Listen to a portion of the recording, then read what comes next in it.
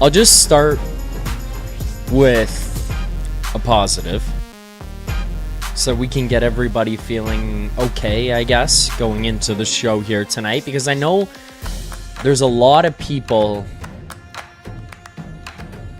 who are going to be pissed off about a loss of the Habs. And I'll be honest, I mean, for a lot of this game here tonight, I was indecisive on what I wanted the Leafs to do. You know, it's like the funnest possible situation is hurting the Habs playoff chances, hurting the Sens playoff chances. Like, those are the funnest, most enjoyable things that could happen, especially from this Leafs team that we know, like, the season is over, despite what, some trolls and hackers online might want you to think about them being mathematically eliminated, yet the season is over. We know that. So I think the best, most fun approach to the end of the year would be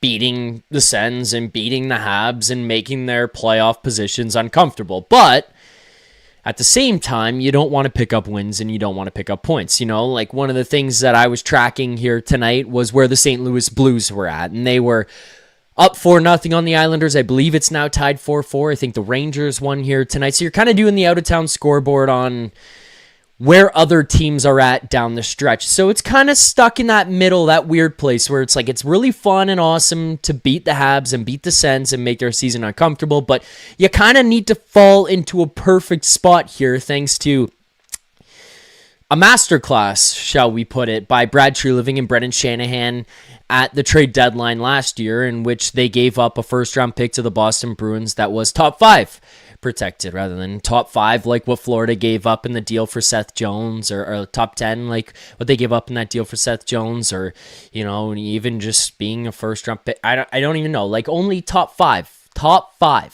was the pick that they gave up. Not 2027, not 2028. Top 5 protected in 2026, in a year in which it fell off a cliff. So now you kind of stuck in that place, and so it's almost like the better situation here for the team would be to lose. Well, let's put it that way then, because I see all these people online that are trolling and everything. The Leafs haven't won a game in 35 days. Has your team won in the last 35 days? And the Seattle Seahawks won in the last 35 days. Well, spin zone on this. You're getting closer and closer and closer every day to a top 5 pick. So the Maple Leafs here with this loss tonight in game 65 of the season, with 17 games remaining now after this one here tonight. They are that much closer. That much closer to achieving a top 5 pick. And for that, you know what? I think we can kind of accept that as Leafs fans, because one of the things that we've been talking about is getting that number 1 D-man and getting a top 6 forward. Well, that guy could be there for you at the draft this season. So Spin Zone to start the show tonight, a presentation of Bet365, is that every time you walk out there on that ice and you lose a game, Leafs fans, as much as it may suck and as frustrating as a game like this may be to watch, 7 shots on goal halfway through the game, just know you're that much closer to a top 5 pick. And for that, I'll take that as some sort of victory. Moral victories are no more. We can't do moral victories. We're not going to do moral victories. But that could be a legitimate victory if it helps you get towards a top 5 draft pick. So I will own that. I will say, bravo, Maple Leafs. Bravo. You are in Tank Nation now. And this was an excellent start, or excellent continuation, I should say, of Tank Nation. The team getting themselves back into a competitive spot next season and into a playoff spot is where you want to be. I have not given up the hope and the dreams of that and getting yourself into that position. But as of right now, the best, smartest thing for the organization to do, probably just lose games. A super chat here to kick things off here as well. Reminder, proceeds from our super chats do go to Sick Kids Charity. You want to get those questions, comments, concerns, thoughts in here on the postgame show. Send those in via a super chat. Proceeds from our super chat do go to Sick Kids Charity. Questions, comments, concerns, I will read them all. Canada's #1 children's hospital, #3 in North America. And this one comes in from Irish Can 2012. All aboard the tank train. Choo choo. There you go. There you go. All right, we will be joined on the postgame show here tonight by Jay Rosehill. He's going to hop on here shortly to help us break down everything that happened in this one. I've got some thoughts that I want to throw Rosie's way, some of which were evident in what we saw here tonight, some of which are some bigger picture conversations about the team, the organization, whatever, going forward, and just his overall thoughts on some of that. And then I also want to talk about some of the new guys, which will tie into some of the organizational stuff, but the new guys that we're seeing. And I know that Quillen has played, and I know Cowan's been here all season, but I mean, I guess maybe I should throw that in as a combo, young guys / new guys, because Cowan and Quillen would be young guys. Gru would be a new guy. He is an older guy, I think 26 years old. He's played NHL games, of which he only scored 1 goal in, but thoughts on those. So, interested to hear what Rosie has to say about those guys, and you in the chat as well have to say about those guys from tonight. I want to read your comments on that and get you guys involved. And then once Rosie leaves, we're going to open this one up to you guys in the chat. Not just comments, not just super chats, but I want to hear from you guys. You want to call into the show? I'm going to pin a link in the chat. So if you're watching live on YouTube, I'm sorry to the people on Instagram and Twitter. There's no easy way to get you guys involved in this one, really, other than kind of putting that link in the chat. So I will fire out the link into the chat, pin it at the top of the YouTube chat. You guys click on that. You can call into the show here and give me your thoughts on this game tonight. I want to know where you guys are at. But let's start with... Where do we want to start? Let's start on the goaltending side of things, because it was a positive tonight for the Toronto Maple Leafs in this game against the Montreal Canadiens. And, you know, a guy that I feel good for in all of this, because as much as I look at this team and I think I want them to lose, and I want this thing to bottom out, and I want it to fall apart for the rest of this season, at least just to get that pick, reset, get a top guy, and then let's try this thing next year. One of the guys that ends up kind of being a casualty in all of that, which you feel bad for, is your goaltender or your goaltenders. And that's kind of why it was brought up to me, hey, why don't you let Dennis Hildeby finish out the season? Well, my pushback to that is, do you really want to give a guy like Dennis Hildeby, or even at that, going as far as bringing up a guy like Akhtiemov, do you want to expose them to this? Do you want them to face 32 shots, of which like 29 of them are high danger opportunities from whatever team it is that you're going to play against? Do you want him facing that? Do you want him getting confidence down? Because Joseph Woll had a tough stretch there. Now, the team in front of him did not play very well, but Joseph Woll struggled in there as well. And it wasn't just him. Anthony Stolarz had some so-so games to add to it, but you look at the Joseph Woll games, and it was like he couldn't find it himself. He couldn't find his game in the net in front of the guys who were struggling defensively, struggling off the rush, and just giving up some ridiculous chances in front of him. To get back to a position of confidence for Joseph Woll is something that I want this team to be able to do. I've talked about the dignified tank, working your bags off, going out there every night, competing, and just losing games because you're working hard, but you've got some young guys and you're just not good enough. That's okay with me. I think that's fine. I think that also helps a guy like Joseph Woll, because if he can finish this season on a positive run, but they just lose some games, I don't think there's any harm or any foul to Joseph Woll here down the stretch. 30 saves tonight, a .938 save percentage. He made some absolute 10-bell saves against the Habs. If it's not for him, especially early on, this thing could have gotten out of hand, and it could have gotten out of hand fast against Montreal. But him being in there and him putting up the performance that he did tonight at least gave them, I don't know about fighter's chance. I mean, I guess in a way it did, but it just made it reasonable in terms of what the final score was. You got to put a 6-on-5 together on the ice at the end, have a couple of chances, you pull the goaltender, and it's like, well, you lost on an empty netter. It was 3-1. Is what it is. Joseph Woll looked really good. We move on. 8 straight losses now, and we move towards a bottom 5 spot in the NHL. I thought it was a really, really good night from Joseph Woll. I thought he really stepped up in this one. And I think that having him play well, facing a lot of shots, making a lot of saves down the stretch here, can be a positive way to finish off the season for Joseph Woll. So I'll start with that positive for me tonight, because 938 for Joseph Woll, 30 saves on 32 shots against. I thought it was a great night by Joe Woll, and I want to give him that credit to start things off, because as this goes on, I feel like it kind of will go in a negative direction. It's obviously not going to be like a yell and scream and head explode type of show. I don't think it's worth it at this point, or it makes sense to be even doing at this point. So happy for Joe Woll to find his game and get back on track here tonight against the Montreal Canadiens. More stuff here tonight as well. Just talking about this game as we wait for Jay Rosehill to get himself set up to join this one. Looking forward to hearing Rosie's thoughts. Just a couple things to remind people before we keep it moving. The more you like, the more smelling salts we do. I know there's some people who are on, or are confused by them or whatever. Well, smelling salts are something that have been a part of the show for a long time and are something that people really seem to love here on the postgame show, so we will keep them a part of the show. You like the stream, every set of 50 likes, I will do the smelling salts. 50, 100, 150, 200, I don't give a shit how high it goes. I will do the smelling salts here on the postgame show.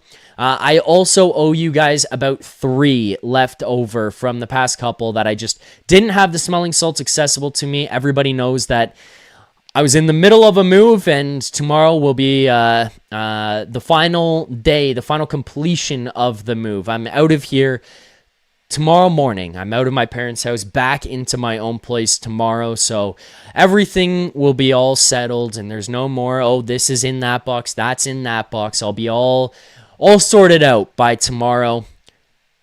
But keep hitting that like button, subscribe here to the channel. We will be doing the smelling salts. And a reminder to people as well who are watching, make sure to subscribe to the channel. Leafs Nation 401 right here on YouTube. Find us on all podcasting platforms as well. TLN After Dark.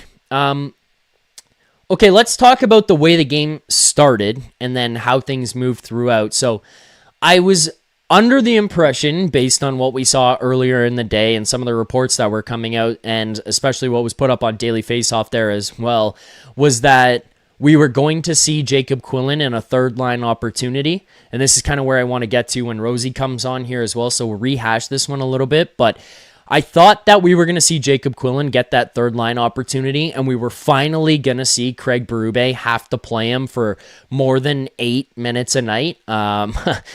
Not the case.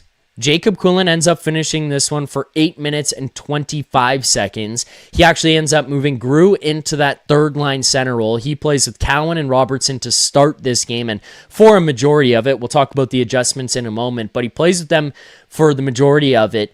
Jacob Quillen, at about halfway through the third period, had played 5 minutes and 11 seconds. It wasn't really until all that penalty killing time where he started to get some more ice time in this one. Ends up playing 1 minute and 48 short-handed tonight for the Maple Leafs. This is kind of where I got to go with Rosie. I know the boys talked about it a little bit on Leafs Morning Take today, but it's the one thing that is just, like, I can't wrap my head around it right now. Why in the fuck can we not get this guy more ice time? There's so many different aspects to it that I just don't understand with the Quillen Berube thing. Like, I don't know. You guys chime in the chat, and I want to see where you guys are at on this, and if I'm out to lunch on my thought on this, but Jacob Quillen has not done anything, in my opinion, to stand out, to be like, wow, this guy has to be out there. He's got to be playing on the ice. He needs to play 15, 20 minutes a night. And that's not where I'm trying to go with this conversation. But to be at a point halfway through the third period where Quillen has now only played 5 minutes and 11 seconds of the game to that point, where the season doesn't matter anymore. you are not mathematically eliminated because they have 0.1%, as you know, some of the analytics people want to point out online who aren't giving up on the air. You have 0.1% chance of making the playoffs. It's over. You need to figure out what you have in the lineup. Berube starts the day by flirting with the idea of Calle Jarnkrok playing and not sure if Gru's going to play or not. Then, okay, now Calle Jarnkrok's not going to play. You're going to take some guys out. Gru's going to play. You're going to see Quillen in this one. You're going to see Cowan. Like, you're going to see all those guys play. Why can't you find ice time for the guy? Like, I haven't looked at Quillen and been like, wow, this guy is not an NHL player. He can't be on the ice. He can't be out there in games. He can't be getting an opportunity. I am at the point where it's beyond the point of return for Craig Berube. And I understand, like, don't get me wrong, I understand that you're now 17 games left in the year. What does a coaching change do for the group in regards to, like, finishing the rest of the season positively or whatever? Well, for me, it starts with giving guys opportunities, giving Quillen more chances, giving a Gru chances, giving kids in the Marlies chances. Because if I'm in the Leafs front office right now and I'm trying to make decisions, or if I'm a Marlies player and I'm trying to, fight my way in, obviously I'm going to jump at that opportunity to go up and play in the NHL. But it's like, really, like, this is the guy that I'm going to go up there and play for and play underneath is Craig Berube, where, like, there's nothing that happens in which you're going to get opportunity to go out. I see here POW 13, POW 77 has, what has Quillen done to deserve minutes?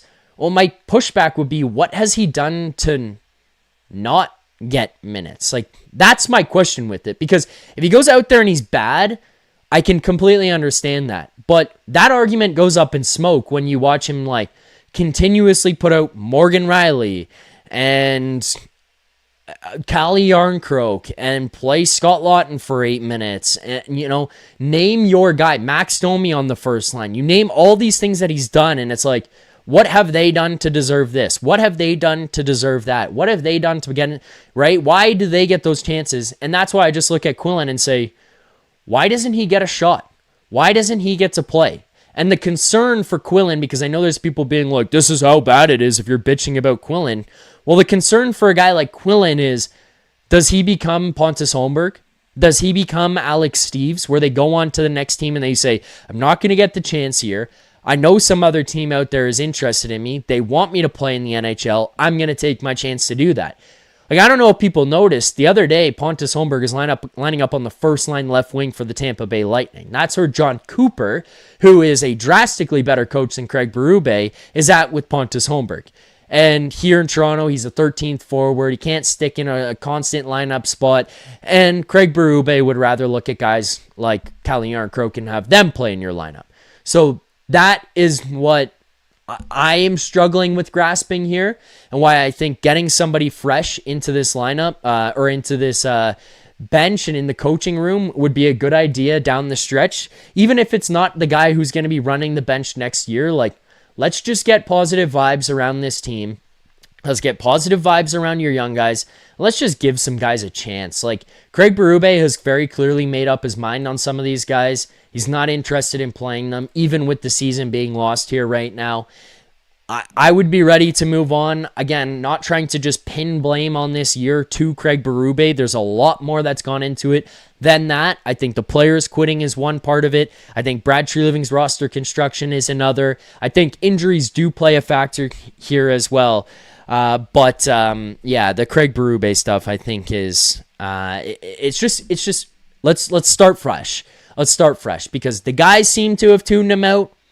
Regardless of if you view that as the players getting off easy here or not, you can't get rid of all the players and just build around Craig Berube. The logical next step here to me is Craig Berube moving out. But I'm interested to get the thoughts in the comments of Jay Rosehill. I know that they talked about this earlier today to an extent on Leafs Morning Take, so I don't want to make him just have to double down completely on the same conversation. But here for comments, on the Leafs' current situation and what I just laid out about Craig Berube is a man that hasn't been on the show in a while. It's too bad, but I'm glad to get him back here. Let's welcome in Jay Rosehill. Rosie, I don't know if you caught much of what I was saying about Craig Berube, but I don't know if you're on the same page. Just for the end of the season, just to get a fresh voice, do you not think it might be time to just say, hey, you know what, let's change things up, even if it's the guy from the Marlies, even if it's a guy who's on the bench right now and you promote him, just to kind of get a different voice behind the bench and make things maybe not so miserable to finish the year? Well, first of all, I got to invite myself to get on the show, Zach. So that's not true. Buddy, there's an open door policy for you. There's an open door policy. Forgets about the little guy. Craig Berube. Like, why is he still here? Why have they not fired him? I think that the tank job of getting that pick back from Boston is still on the table. It's the only thing that could even be remotely positive for most people. So they're just not going to change anything. If that door closes and they are not able, say there's, I don't know, 6 or 8 or 10 games left, and it's like you're not catching those guys. Like, they're sliding just with you. You're too far away. It's not going to happen. Then maybe. I don't know. They don't do that. It's such big news. It's such a big move when they make a move like that. They're not just going to bring some dickhead from the Marlies up for, like, it's the fucking Maple Leafs. When they announce it, it's like they're waiting for the summer. They're waiting for them to have a plan. I don't know what the plan is. They don't even know what the plan is, but eventually there will be a plan, and whoever's part of it will stand up and puff their chest out and say, this is the plan, and they will make all the changes and they will do all the things. And I don't know if that's Tree Living or not. I don't know if that's Berube or not. I suspect it is not Berube. My guess, and this is a guess, is that Berube is no longer going to be back in the fall and Tree Living will be. It's just what I think. It's just what I feel. Why continue on with Berube? Because what the fuck does it matter anymore? This is a gong show. I was just taking a leak before I came here, and I'm staring at the wall going, what the fuck has happened? Like, what has happened? We're actually, like, there's people going, hey, I mean, like, for a team that's fighting for their playoff lives and our rivals and stuff, like, that wasn't too bad. Like, that was a better effort than it. Like, we're applauding getting hosed by Montreal. And that's what loss is that? The 9th? Is it the 9th or the 10th? I lost track. How many losses in a row? That is the 8th consecutive loss for the Toronto Maple Leafs. Consecutive loss. Matthew, we haven't won since before the remember the opening ceremonies of the Olympics? We haven't seen a win since before that. Dude, we haven't seen a win since the Super Bowl. Is that what it is? That seems like so long ago.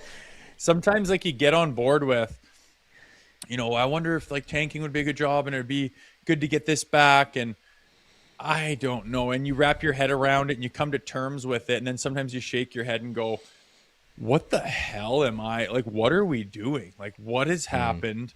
What does the future hold? And what is this bullshit? Like, I can't believe Craig Berube is holding his tongue and is able to continue coaching with this bullshit since the Olympic break. Like, I couldn't coach fucking Pee Wee knowing that everyone just gets a free pass not to give a shit. And the whole reason we're even in this mess is because everyone just thought they had a free pass not to give a shit. No one plays with, like, that's what's fucking so sad is the first 3-4 games after the Olympic break, they had a chance to get into the playoffs and salvage their fucking season. And it looks no different than the last 3 games where it is long gone, not a chance, tank for, like, lose every game of the season and everyone's okay with it. It looks no fucking different than the games that they had after the Olympics where they could have saved their season. That's what pisses me off. I can't believe Craig Berube. I actually applaud his ability to bite his tongue. because he's done it way more than I thought he would be able to this year. I wouldn't be able to not torch this team and torch these guys and just burn it all as it's gone. Like, I don't think he has a chance of coaching this team again.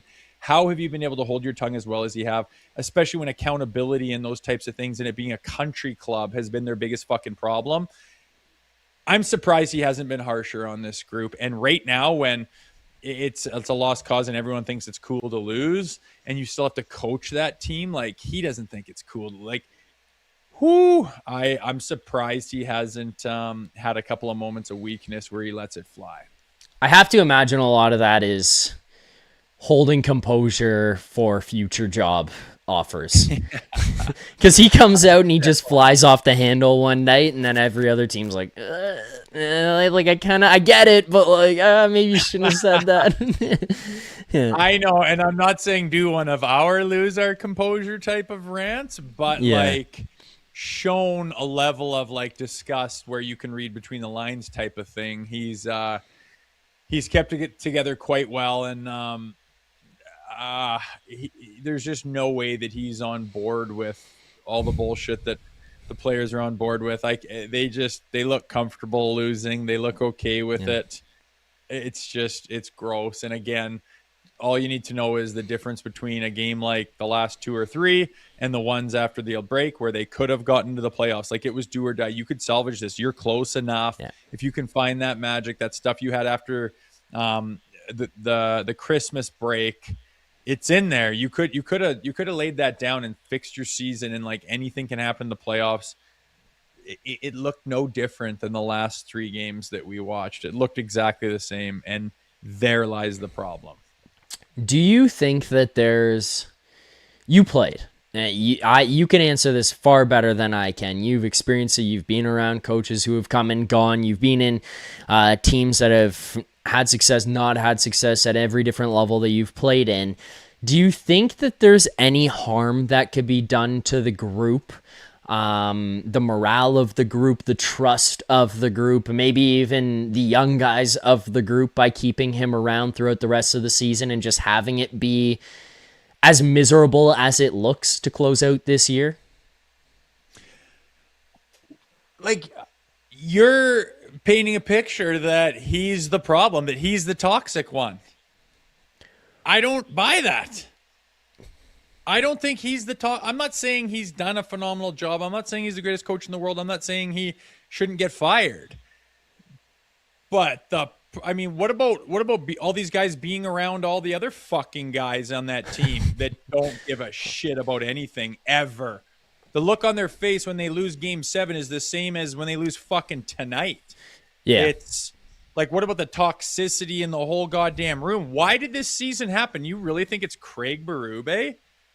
Think about the last 9 years or 8 years before Berube, where they can't win a fucking meaningful game if their life depends on it. And what is the consensus from everybody? It's they need more accountability, less of a country club, get someone in there that's going to demand for them to play the right way, the fucking hard way, the playoff style of way, the way that the teams that win play. Okay, in comes Craig Berube. It was unanimous. Everyone agreed that was the problem. That's where they came up short. They bring in this guy, and I've played for Craig Berube. He's not Babcock. He's not mind games. He's not an asshole. He's not throwing shade. He's not ruining your confidence. He's not being a piece of shit. And again, I don't love the guy. He didn't play me, dude. I was on the roster for 82 games. He played me like 34 of them. I was scratch. And he just didn't really want to talk to me. I'm not in love with the guy by any stretch, but he's not a toxic piece of shit. He's not. He's cordial. He's straightforward. He's honest. He actually likes to laugh a lot. He likes to joke around. He likes to have a smile and have a chuckle. He's one of the guys. He hasn't asked these guys to do anything out of the ordinary. He hasn't been this. Like, even in the media, like I just said to start the show, he hasn't lost it. He's not melting down. That's what coaches do when they lose the room and the guys are like, fuck this guy, man. Like, he's on his page. He's worried about him and his job. We're on our own. Put up a wall. There's a divide. Lost the room. He's not that guy. He hasn't done that. You could talk about his system and not being conducive of this group or something like that. And that might be true. And again, if I was running the team, I would probably fire him just because of what's happened. But that's not because that he's the toxic problem. The biggest problem I have is you're going to hire the next guy and you're going to get this same bullshit out of this same group in this core of players. And it's going to be the same, except there's going to be less accountability and the guy's going to be calling for you to play with less urgency. He's not going to be demanding all the things that Craig did. He demanded a little bit out of them. They pulled the chute, bailed, went the complete opposite direction, and now we're in this goddamn shit show. And everyone's going, oh, fire Craig Berube. Bring in who? To get what out of this fucking group, dude? I've seen enough of it to know that it's not just Craig Berube and that it's not going to be this magic pill all these fucking players take to find a heartbeat when Craig Berube is gone. Okay, I want to be clear. I think everything you said is valid. I want to be clear. I'm not trying to suggest that Craig Berube is like some toxic asshole or anything with the comment that I was making there, the question that I was making. I think what you said is fair, but I want to be clear. That's not what I'm trying to imply. More so from my perspective, I'm just looking at this and saying he has exhausted all of the answers that he could possibly even come to or think of or anything. And he's now at a point where it's just like, I don't know how else to get anything else out of these guys. And I'm making assumptions. I don't know what happens in that coach's room. I don't know what's going through his head. But just based on watching it, that's the impression that I get, Rosie, is that he does not have the answers anymore. He watches this and is kind of like, I don't know. Like, what do you want me to do here now? I personally strongly disagree with some of the lineup decisions or maybe just some of the strategy decisions in game that get deployed. And I think you and I would both agree here that systematically, let's take the defensive side of the puck, for example. Systematically, nightmare. Like, they are a gong show in their own zone. I think some of that is personnel. I think some of that, as to what you've just outlined, is buy-in and commitment and willingness to do those things.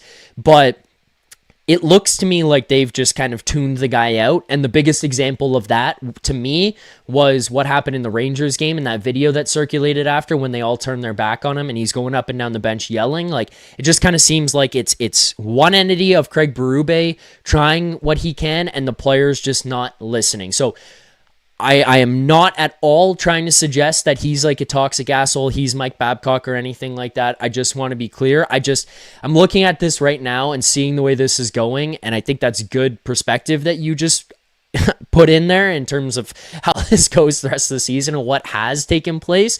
I'm just wondering, like, keeping the guy around in a situation in which the players have very clearly been like, we're done with this guy. Does that hurt things going forward? But I completely understand what you're saying. Yeah, and I'm not defending. Like I said, if I was at the Reigns right now and I had control of the team, I wouldn't bring Craig Berube back next year. I wouldn't. Yeah. I don't think you can. You have to change for the sake of change. What I'm saying is, I'm terrified that everyone thinks that Berube has contributed to this disaster in such a way that you fire him and bring in some other dickhead and then we're a fucking cup contender again. That's not happening, man. It's not, unless these guys, like, or else if it does, it makes zero sense to me.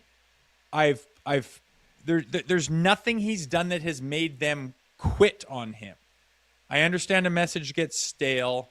I understand a system might not contribute, but you cannot tell me that just the names on the paper of that fucking team shouldn't provide a hell of a lot more pulse than it has the entire fucking year. From start to finish, there was one little 10, 12 game segment where they played it the right way. They played the way he was asking, and it was fucking awesome. And it was the formula, and they were capable of it. But how many times have there been a bad loss where you expect a response? Oh, there'll be a response from the Leafs. Fucking zero response. Come out flat. Don't even know what time the puck drops. Unacceptable. How many times are they in a game where they could take control and they just lay down and just give it away with just, like, they don't have the leadership, they don't have the dogs, they don't have the heart, and they don't have the personnel. And that's fine. Fire. I don't like the way he's used people. Lawton, these young guys, Cowan, go down the lineup. Why is Morgan Rielly even playing? Why is he even playing? People are talking about, well, he's better as a three guy. A three guy? He's hurting your team every frigging shift he's on the ice. He can't be here anymore. Even if he made like league minimum, I'd be like, fuck, this guy's hard to watch. He makes $7.5 million.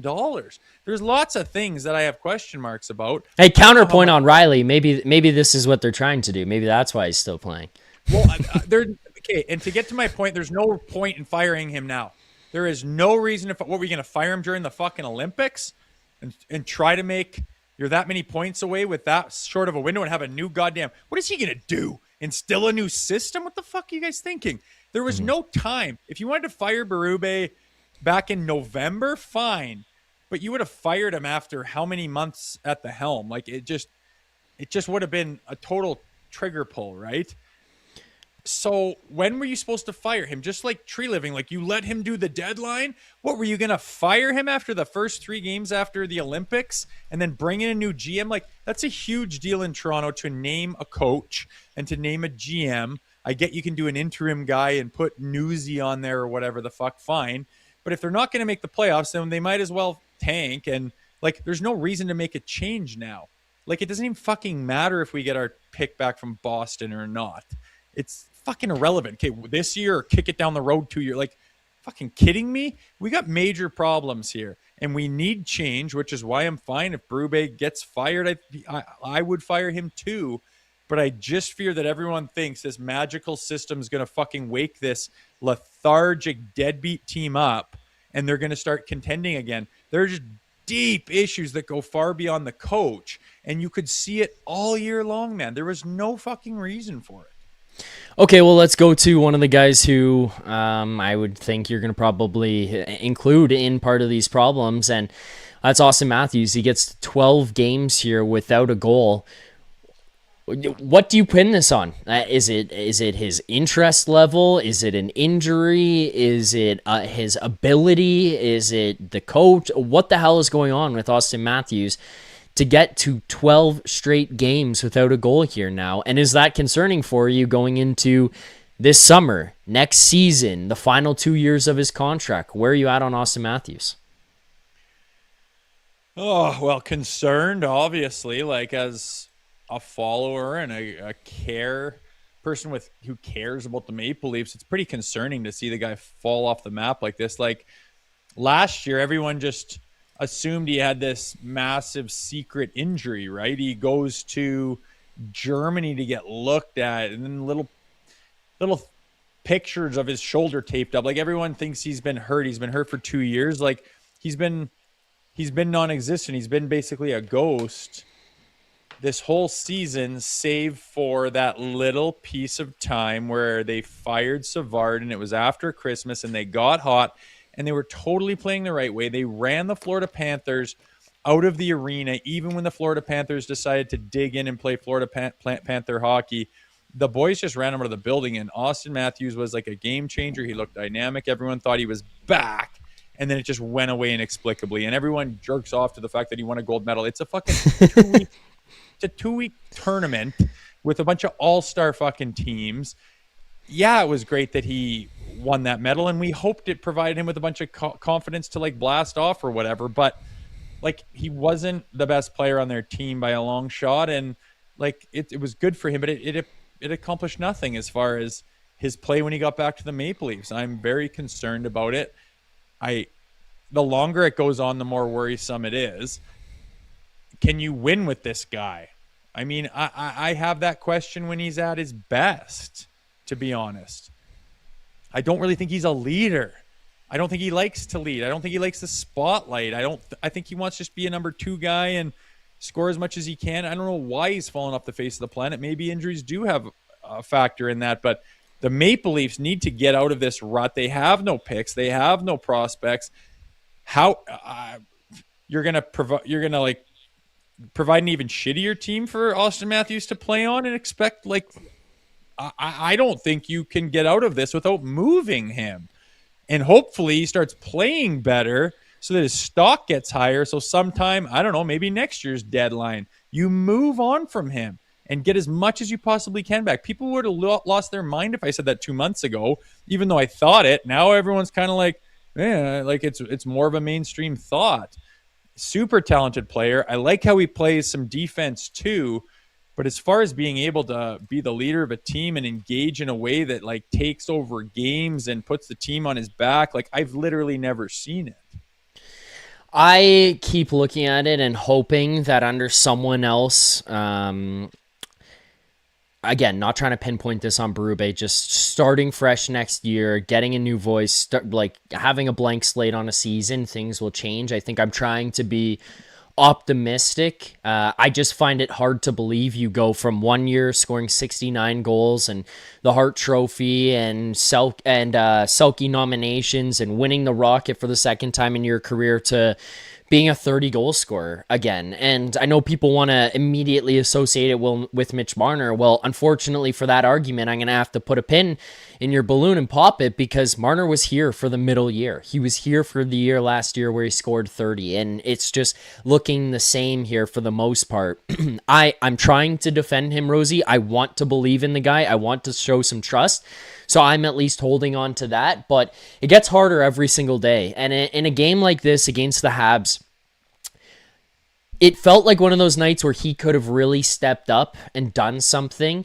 Not trying to diminish anything that the Habs are or what they've done, but watching that game tonight, it felt poised for the taking. You know, if he stepped up at any point, it could have been one patented Auston Matthews shot across the blue line. It's a tie game, and this thing looks and feels different, and it's just missing. It feels like he's struggling to carry pucks into the zone, to make plays, to create opportunities, to get himself open, and then when he does have those chances, he can't capitalize.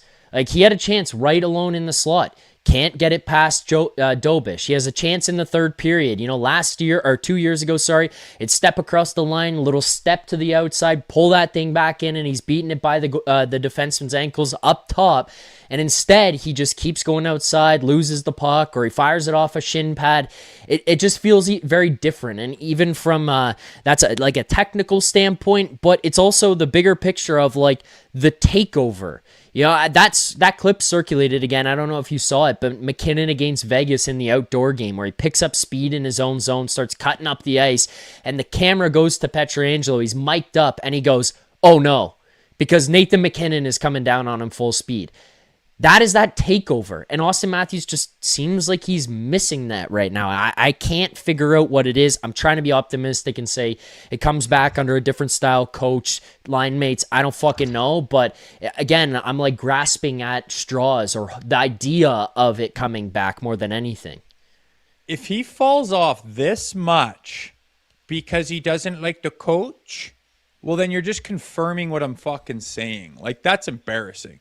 The coach only has so much, only holds so much weight with a guy. Like, yeah, you can like him. Yeah, you can not like him. Yeah, the system is works for you or it doesn't. Like, that's all fine and dandy. But a guy with Hart trophies and Rocket Richard trophies, for you to fall off to be a 30-goal scorer after almost scoring 70 because your coach doesn't do the what I wanted. Like, give me a fucking break. You're a professional $13.5 million player who's been in the league long enough.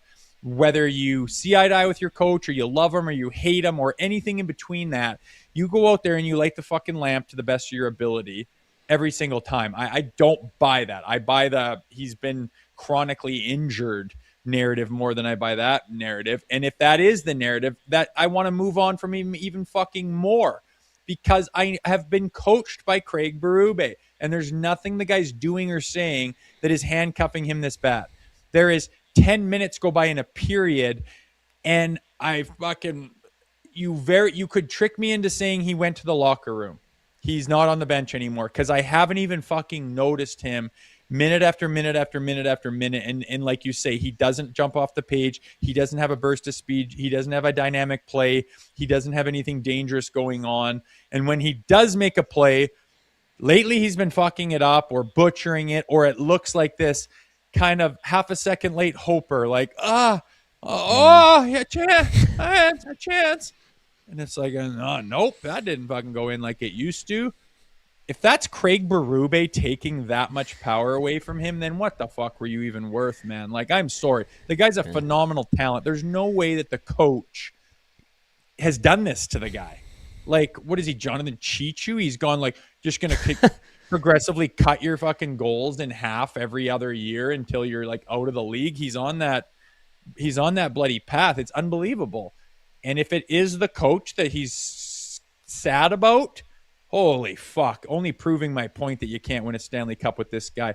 If that is his problem, you need a little bit of fucking character. You need to go through some adversity. You need to burst through. You need to have some confidence in yourself. You need to say, fuck off, I'll do it anyway. I'll do it regardless. There's been zero of that if that's the problem. So if it is in fact Craig Berube that has got him playing this bad the last 2 seasons, then I'd like to trade him more than I ever have in the past. One of the guys who has been under some scrutiny here in the chat tonight and over the last little while for his play has kind of been Matthew Knies. He's been thrown into it. The trade conversations aside, just his level of play this season. And I'm going to take this into a bigger conversation in a second, but the first thing I kind of want to ask you is just, what do you think is going on with Matthew Knies' game this season? Because I don't think he's a guy who's going to cheat you on heart, on effort, none of that. I do think he's going to be showing up every single night, taking his lunch pill and going to work. What has happened with him this season, though? Because he's undeniably taken a step back this year. Is this just natural? At some point, maybe you take that step back. Like, he's not one of those superstar players in regards to your McDavid, McKinnons, those kinds of guys where normally the trajectory is just constantly uphill. Is this just a down year for Matthew Knies? Do you chalk this one up to injury? Do you chalk this one up to line mates and other guys around him quitting? Like, what the hell's going on with Knies this year?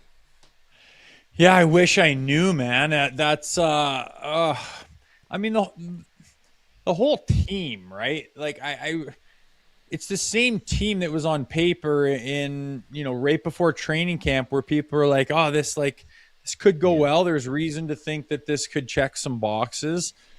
And it just went to hell in a handbasket. And did that, does the whole vibe and the whole mood and the whole lack of any positivity, does that suck the life out of everybody? I mean, Nylander hasn't been the same, even though his numbers are there. JT has not been the same, even though his numbers are decent. Matthews hasn't been the same. Knies hasn't been the same. Goalies haven't been the same. Nobody's been the same. It's something in that room, and it's, negativity and just losing. It gets to a guy, I guess, but I have to think that he hasn't been 100% healthy. He's mentioned that and how the break would be welcome for him. So I think there's a lot of guys that haven't been 100% healthy on the roster. Why it's fallen off that much, I don't know. He's got nobody to play with. He's having an off year. He's been a little bit injured. The team's brutal. The life is sucked out of the room every single goddamn day. Nobody's there to get it on track. There's no leadership to get it on track. This guy's 20. What is Knies? 3 years old or something? Yeah, 23 or 24, I think. I think one day he'll be the guy that can get that thing back on the rails and lead the charge. And it's unfortunate we're not seeing a little bit more of that now. But as far as here's the reason he hasn't performed, I wish I had that. It's probably a multitude of things, just like it is with the entire team in general. But it's just throw a dart at any topic, and it's just a plethora of problems. There's next to zero redeeming qualities about anything you could talk about. It's really been a bit of a disaster, man. And I would love to say they're going to get it on track. I just think it's going to be a bigger deal than they're making it out to be, than the management is claiming that it is, that the real positive folks are letting on. I just don't think this is a quick fix. I think that they're too deep into it to not give it another year, to try to retool and just hope this is a one-off and some injuries fucked you and there's a bunch of bunch of ghouls and goblins around and a bunch of gremlins within the team, and we can kind of flush them out and get her sorted out, and a new coach and a couple of different bodies and some different mentality, and away we go. I hope that's true, man. I would love nothing more than for them to look just like completely different team next year, and them get a whole bunch of juju and a bunch of chemistry and all the right shit. I just worry that what I've seen, man, there's some deep rooted DNA issues that aren't going anywhere anytime soon unless you do something drastic. Okay, well, I'll ask you the second question to this.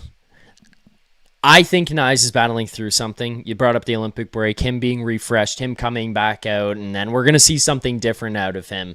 I think he's battling something here that's just not gone away, and he thought it would over the Olympic break, and he's still not there. I think the biggest thing for me when I watch him is that, to be very generic with the terminology or to give you something basic, that pop in his game. How often do you see the guy take off in a straight line or get into a battle and just throw someone around?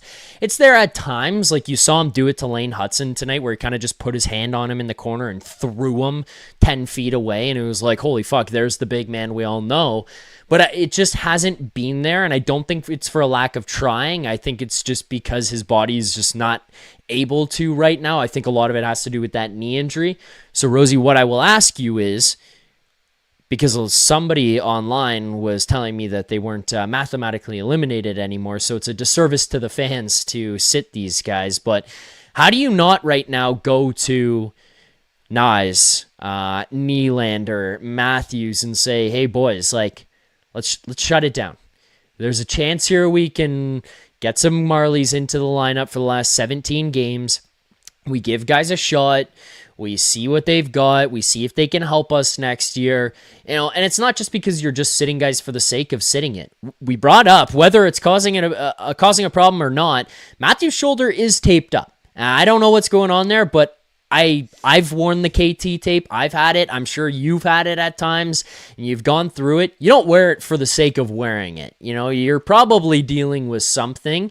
Let's just get healthy. You got 17 games. Let's jumpstart the recovery process. You need surgeries. Go get your surgeries. You need to go into some hyperbaric chamber in Germany. Go to the fucking chamber.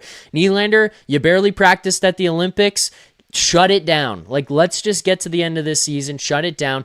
Not even just for the idea of getting a top 5 pick, but if you actually think you're going to compete next year and you're not moving off of any of these guys, what's the fucking point? Like, just try to get healthy here. Take the break. Let's get ready for day 1 of camp next season and be ready to come back at it then. Is it ridiculous for me to suggest that it might be time to have that conversation with guys? Oh, I don't think it's ridiculous. You make a lot of good points with it. Business side of it, big corporation side of it. People still want to come to the rink and flip on the TV and see number 88 out there and see number 34 out there. And they sure as hell aren't looking like they're any closer to winning with them in. Like, if your goal is to try to get that pick back, or if tanking is beneficial right now, it's not like it appears that having them in the lineup is taking you away from that goal or that possibility. Does that become a reality closer down the line? Probably. Like, if the last 7 games, I would say I wouldn't be surprised to see that happen. You take them out of the lineup at the beginning of March and they don't play another game until October. Holy fuck, man. Like, I doubt they've ever done that in their entire life since they were like, even in like U7, they probably played more than that, man. Like, yeah, I get it. But also, I'll say this. The 2 years, the last 2 seasons, they've both been a part of 4 Nations and the Olympics. Last year, they went to the second round. Again, like, I'm just throwing in, they've played extra games. It doesn't make up for it, but it's like, hey, you know what? You've played 2 heavy seasons in terms of what the schedules are. You threw in some extra games for international play. I get it, because I also, as somebody who's just like competitive and wants to be out there, would want to be out there, but like, hey man, this is for the betterment of your personal health and the betterment of the team. Do you not have interest in that kind of thing is almost where the conversation would go. And again, like if like 7 games were left, I think that conversation's very real. 20 games left, like who's gonna play? You take out Matthews, take out Nylander and Knies. You already have the guys in there. Okay, throw Yarncroc back in there. Who else is gonna play for the team? Like you're talking about some serious booze. You're talking about watching TV where a lot of the seats are empty and they pride themselves on having that place full all the time.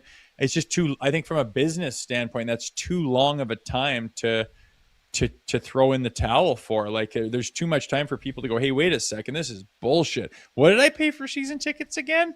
I'm going to go make some noise now because I'm pissed off. Last 7-8 games of the year, I think people can handle it. It makes some sense. Still give them that good blow of an extra couple of weeks off. Yeah, I know what you're saying. And whose decision is that? I don't know. Is Craig Berube's decision all the ice time? Is that him? It seems like it with his inability to play Lawton and not wanting to play Quillen and putting Cowan in the rafters. Even tonight you saw what he's capable when he gets an opportunity. I don't know the answers to all this stuff, but I think that really pulling the pin and just mailing it in and limp dicking some American Hockey League team out there for the historic Maple Leafs for like 18, 20 games. Ooh, Lord, man, you're asking for some serious PR trouble and some serious noise going on about you and how you run the place. And for a big old corporation that only cares about the dollars and cents at the end of the day, I don't think that's on the table right now. Okay, what if Brad Treliving comes out and says, and quote, there will be pain. Does that make it all better? Does that make it easier? That makes everyone feel okay. I actually think this is as good. I think this is as good of a place as they could ask for. They are fucking horrendous. They are losing at a clip that like we've not even imagined, and everyone's okay with it. And just wait, give it 8 more games or something where St. Louis won't win, and the team, whoever's behind you, they're not passing you, and it's inevitable now. Like you're losing at a historic rate, and you're not gaining any ground to get into that top 5. And people realize, okay, the tank's irrelevant now. That's not now. Everyone realizes we're just giving Boston a better pick. All this garbage we've watched since the Olympics is only making our in-division rivals better. And then you have to watch the dog shit for the last X amount of games. Then I think there's going to be some real noise there of some serious booze and some serious fire everyone. I'm done with this team. Some jersey burnings happening online, all that shit. I think this is kind of a sweet spot where everyone's kind of excited saying, man, it'd be fun to get our first rounder back, which we thought was off the table. And I think that's a tall task. I'm not saying they can't do it. I do hope they do. But if not, inevitably people are going to like pull their head out of that little microcosm of a scenario, and they're going to lose their shit at how ugly this has been basically since October. Okay, final question for you here. What the hell do you do with goaltenders this summer? I look at Joseph Woll, finds his game again here tonight. Stolar's looked fine over the last little while. You've got Hildeby. So I just ask you because I know it's something people have brought up here a lot over the last little while. I kind of don't really care much about anything else that's happened with this team in the game tonight, to be completely honest with you. So goaltenders this summer, if you look at these guys, who do you trust? Who do you not trust? And I'm not talking about trade suitors and that kind of stuff. I'm genuinely just asking you, like, you look at these guys, you've got a problem here because you can't waive any of them necessarily without them going on waiver, or being sent down, I should say, without them going on waivers, because then they can get claimed. So you got to make a decision. If you had to pick, does this final stretch offer like an audition for you, or does it change anything at all? Oh, it's hard, man. I mean, and it's nice that it's hard because the emergence this year of Hildeby for being capable is probably one of the very few bright spots in the whole season. Like, he had a dozen opportunities to blow it, to show his inexperience, to show he's not at that level. He got put in some pretty pressure-packed games at some pretty intense times of the season. And pretty consistently, man, he showed up and he looked really solid. And I think you can really start to say he could absolutely be one of the goaltenders on the Maple Leafs, right? And if they're that desperate for making change, for bringing in assets, maybe you start to think about going a 1 with one of the goalies we have and going a 2 with Dennis Hildeby. Which one that is, I don't know. I think, being younger and having, being homegrown, Yeah. Joseph Woll is probably that guy. I worry about his injury status. I actually like Stoli better when they're both on the top of their game. Hence last year when Stoli had the crease for the playoffs.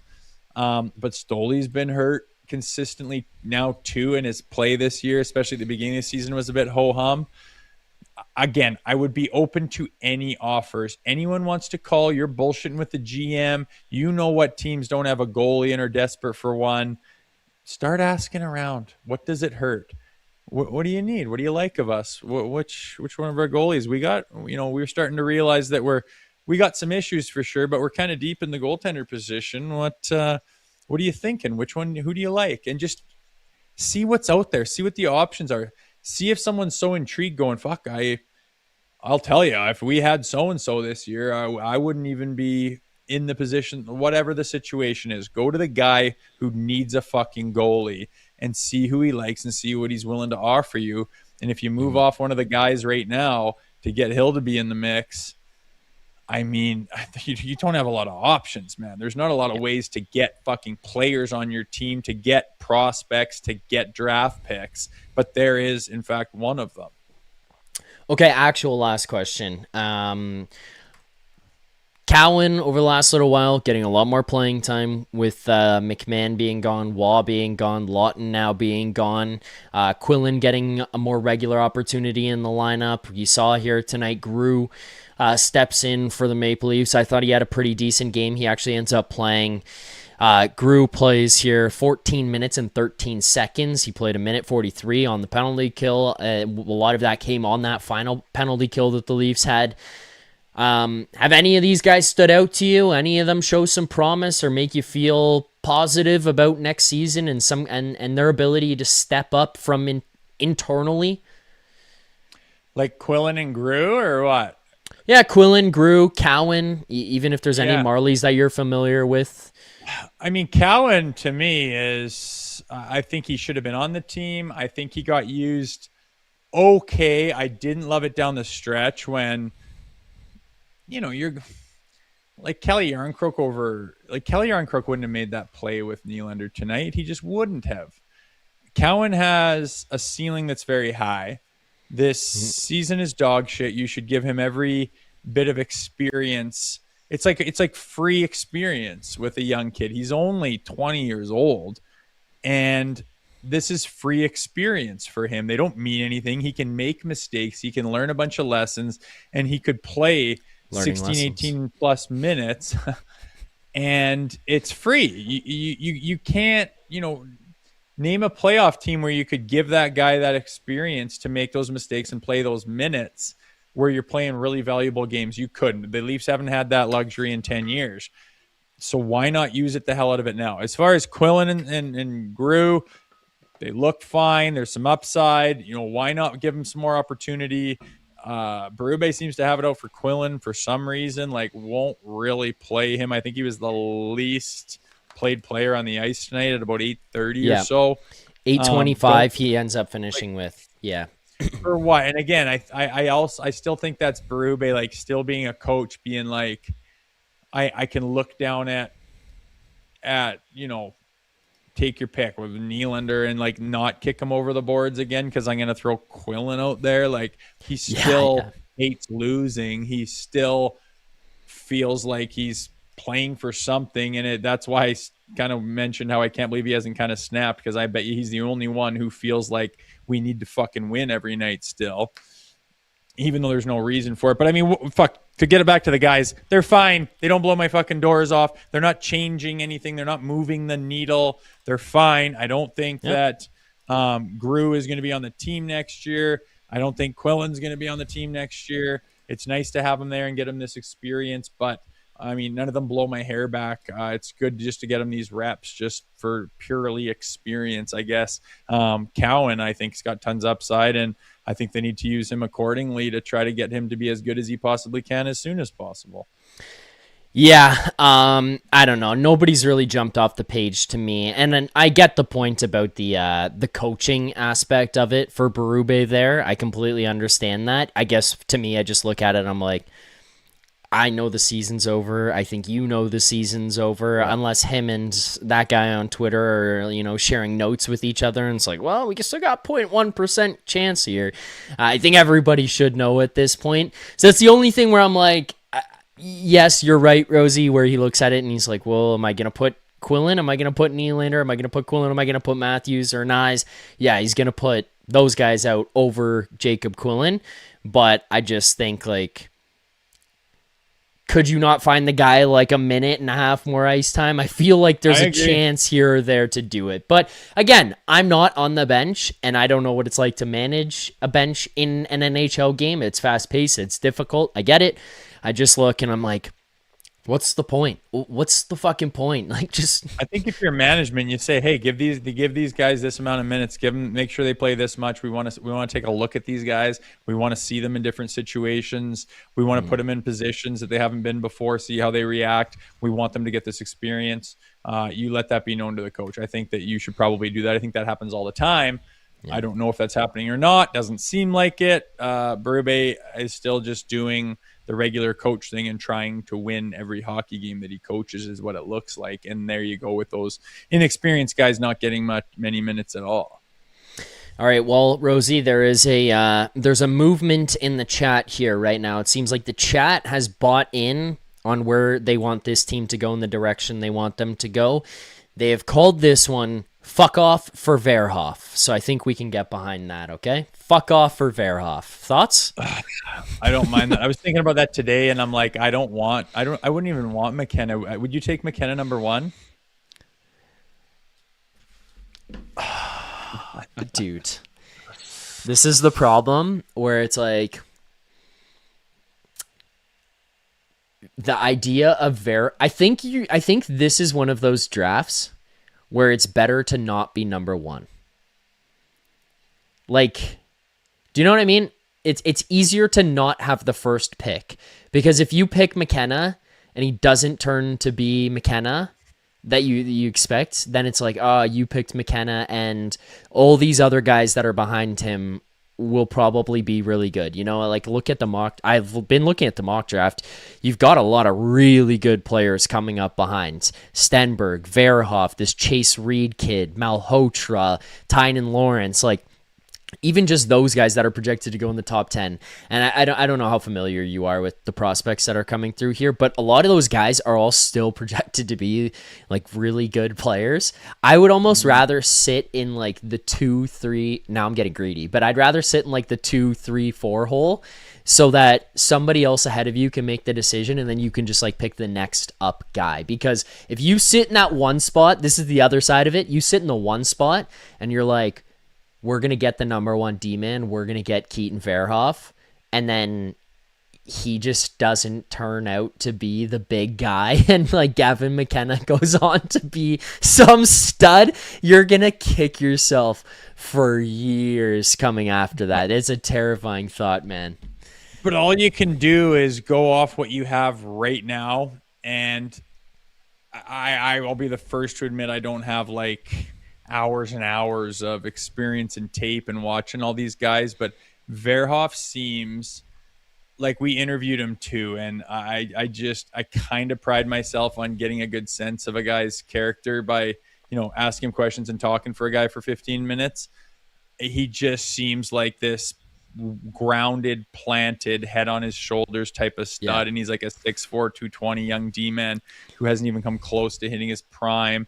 And what is Toronto always lacked, and it's just been a stud D-man to just hold it down back there like all the good teams have.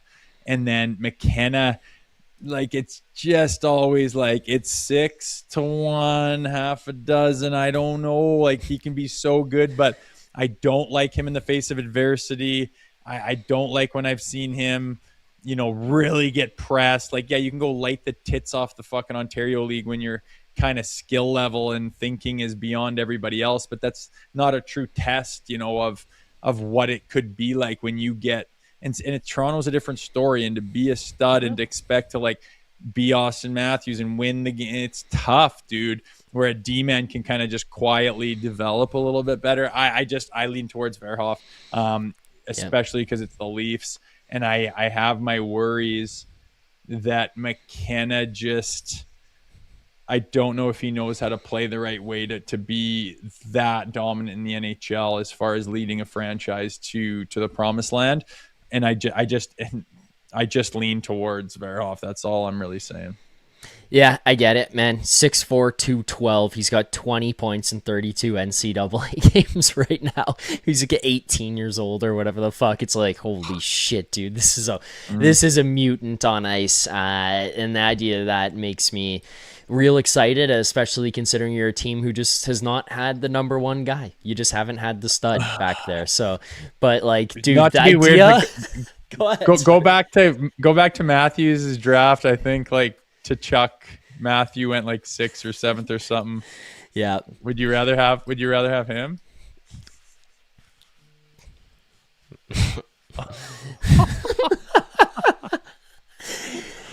I'll tell you what I'd rather have.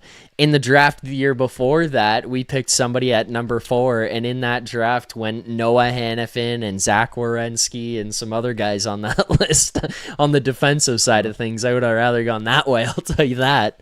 It's hindsight, man. It's hindsight. Fuck. That's what sucks about it. Yeah. All right, Rosie. I kept you for way too long here tonight. I appreciate it. Hope to have you back on a bunch more times throughout the rest of this season as we get ourselves ready for the draft lottery, I guess. It's unfortunate. I don't know.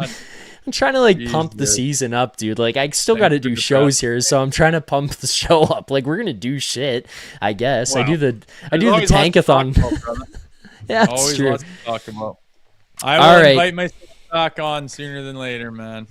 All right, Rosie. Thanks for the time tonight, buddy. Appreciate it. There you go. Hey, everyone.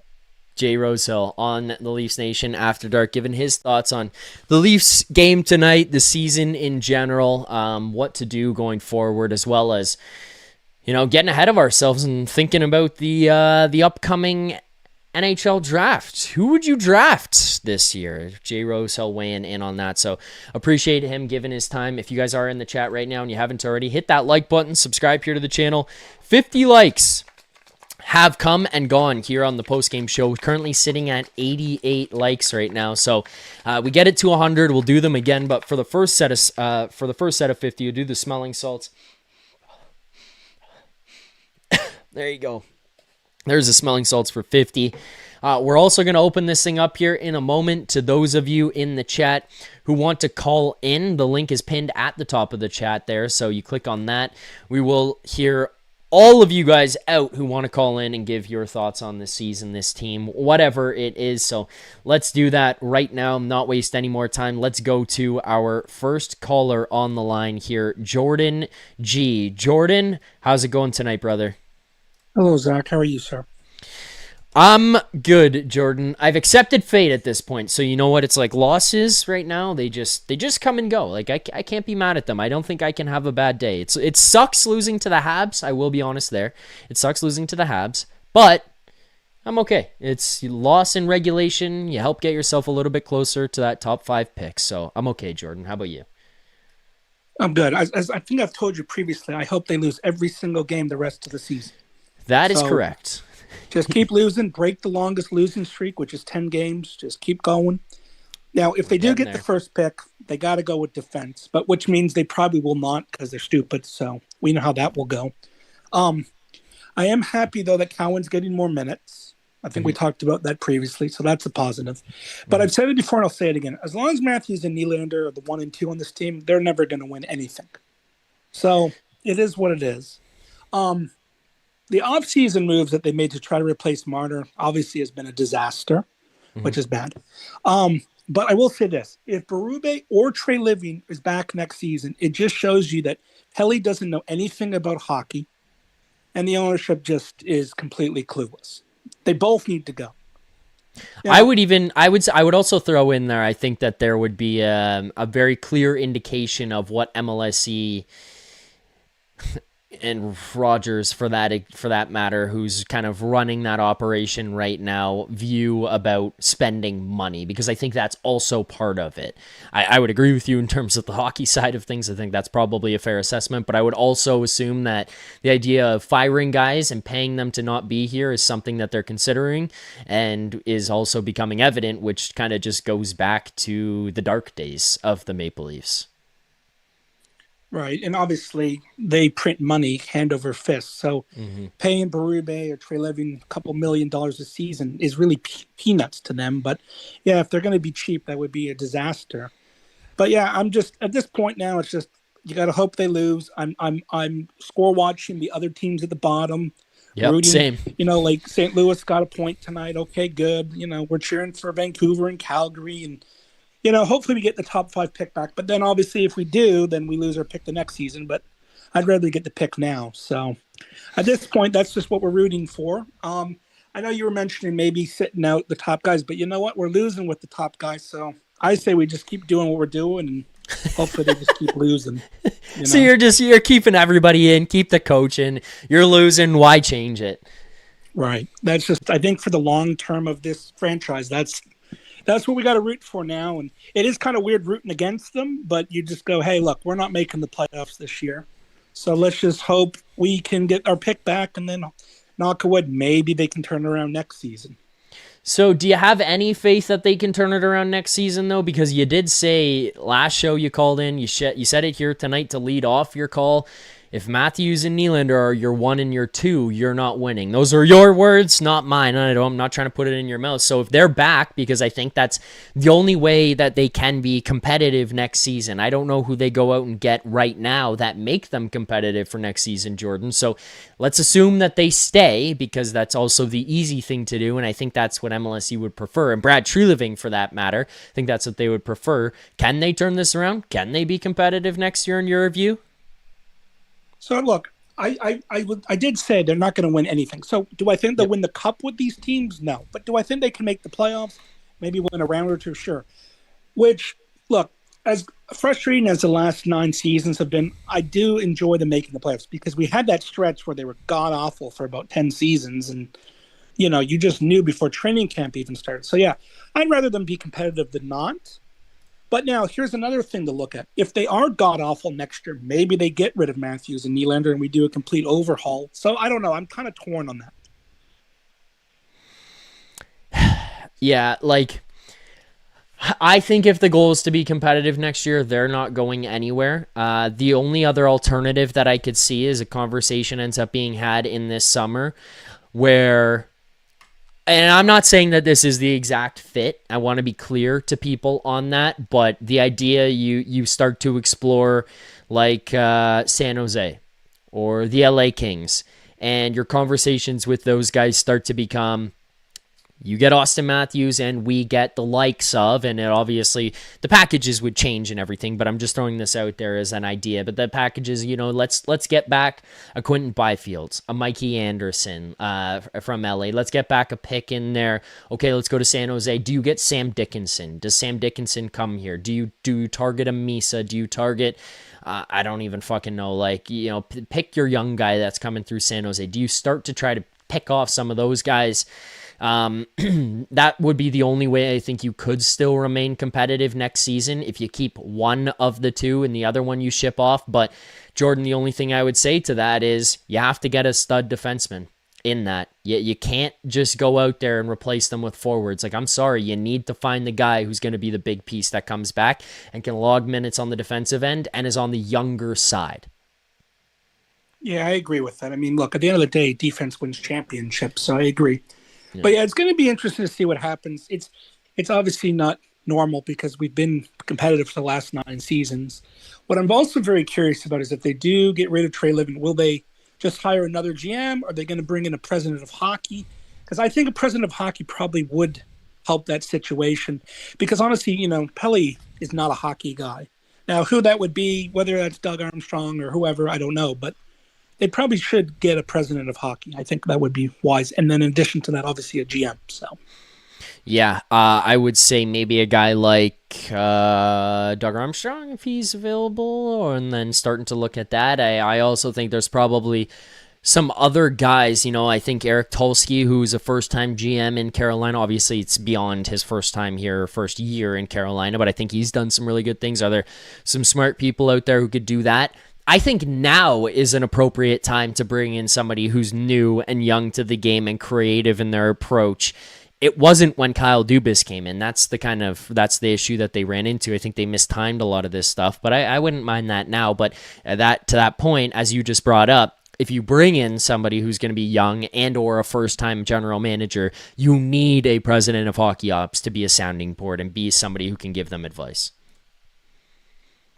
Yeah, and then if you read the chat, some people have said Chris Pronger, and I've heard that name thrown around a couple times. Mm-hmm. And look, say what you want about Pronger. I mean, he is a winner, so that would be an interesting hire. But yeah, I guess we'll just have to wait and see. So, all right, Zach, thank you very much, sir. All right, Jordan, thanks for the call tonight, buddy. Appreciate it. Look forward to hearing from you again soon. Yeah, hopefully after our next loss. Thank you. Hopefully. All right, thanks, Jordan. There you go. Jordan G on the line. Appreciate the call from Jordan. There, we got more calls to get to here tonight on the postgame show as well. You guys got to keep hitting that like button because we did get ourselves to 102, which means more smelling salts. So let's hit the smelling salts here right now. I do want to continue to do those. I still think I owe you guys 3, as I said off the top. So here are more smelling salts. Before we get to the next caller, I just want to quickly point out the one thing I said about the first-time GM comment and what Jordan was bringing up about bringing somebody in and having a president, etc. I see one thing that's happening a lot right now on the internet, and rightfully so, especially considering what he has done with the Pittsburgh Penguins, but a lot of people want to bring up what Dubas has done and say how stupid the Maple Leafs are for getting rid of him and wanting to get rid of him. The reality is Kyle Dubas made a lot of mistakes in Toronto. And a lot of people want to just pretend like those things never happened, like they weren't as impactful, like they weren't as bad as they were. Whether it was Shanahan's doing, if it was his influence, if it was him overruling, or if it was genuinely just Kyle Dubas' decisions, there were some bad moves that were made by him. I think that Kyle Dubas would have been a fine GM for the Toronto Maple Leafs now. I don't think bringing him in when they brought him in was the right timing or the right decision-making by the Toronto Maple Leafs organization. They brought a young guy in to run an NHL team as a first-time GM with young players who then brought in a young coach, and everything was just too fresh. And you basically spent the entire time with a GM learning on the fly, figuring out how to be an NHL GM, with a coach figuring out how to be an NHL coach, with players who needed to kind of get a little bit more, I don't want to say into shape. Into shape's the wrong word, but like into like playoff shape of how they played hockey. Because how they played in the regular season was awesome. It was super fun. It was super exciting. They got a lot of points. The players had all these career objectives and goals and milestones that they hit every single season, and that was all fun. But in the playoffs, it very clearly didn't work every single year. Now, where you're at with Dubas in Pittsburgh, he's doing a great job. But he learned from his mistakes. Like, he undeniably made so many issues, so many bad trades when he was here. The Kadri trade, not re-signing Zach Hyman, the trades for Foligno, acquiring Jack Campbell, like those kinds of things ultimately end up biting you in the ass when you look back. Even the one for O'Reilly and Achari was fine, but they don't end up staying, and it's a huge price to pay for guys who just end up leaving. Like, that becomes the problem. Dubas did not do a good job in Toronto. Or he did a good job. He did not do a great job in Toronto. He fucked up a lot of shit. He made some good moves, some good decisions. He made some really bad ones. So he probably did an okay job if you weigh it out at the end and you consider how the team did and performed in the regular season. But it got piss poor when it came to the results. And he's learned from those mistakes. Kudos to him. He's probably going to have a very long career as a general manager or an executive in the NHL. Good for him. But it's revisionist history to say, oh, well, why'd they get rid of that guy? He fucked up a lot of shit here. Even brought up Colorado Rockies, says Marleau and a first to the Canes for them to eat that contract. They picked Seth Jarvis with that pick. It was tough sledding. Now you're probably at a point where you can find a guy to come in here and be a first-time guy who's going to be creative and have a different look at it, like your Eric Tulskis. But it's just not going to be the case because your Eric Tulski, he's gone. Maybe it's the guy who's working with him. I think his name's Tyler Dello in Carolina. Maybe he's a guy that would work. Smart guy. Maybe he's looking for an NHL job. But you do, I think, still need somebody around him to be advising and at least giving input. Let's go to our next caller here on the line. He might have some interesting thoughts on what was just brought up there GM wise. Let's welcome to the program Anonymous Canes fan. Anonymous Canes fan, what are your thoughts on my? I don't even know. Is it a recommendation? Is it a suggestion? Is it a creative thought in terms of the way to approach the GM position here for the Maple Leafs when bringing up a guy like Eric Tulski? Obviously, you're not going to poach him from Carolina, but that kind of GM. Hey, first off, I lost my voice, so if this is just terrible, feel free to just pull the chute on me. Great start so far. You're good. First off, Tulski, I was not super pleased with our trade deadline. Wish we would have done a lot more, especially looking at our draft picks. We have next year, we have 2 firsts. 2028, we have 2 firsts. Next year, we have 2/3, a second, a first. We have all of our picks.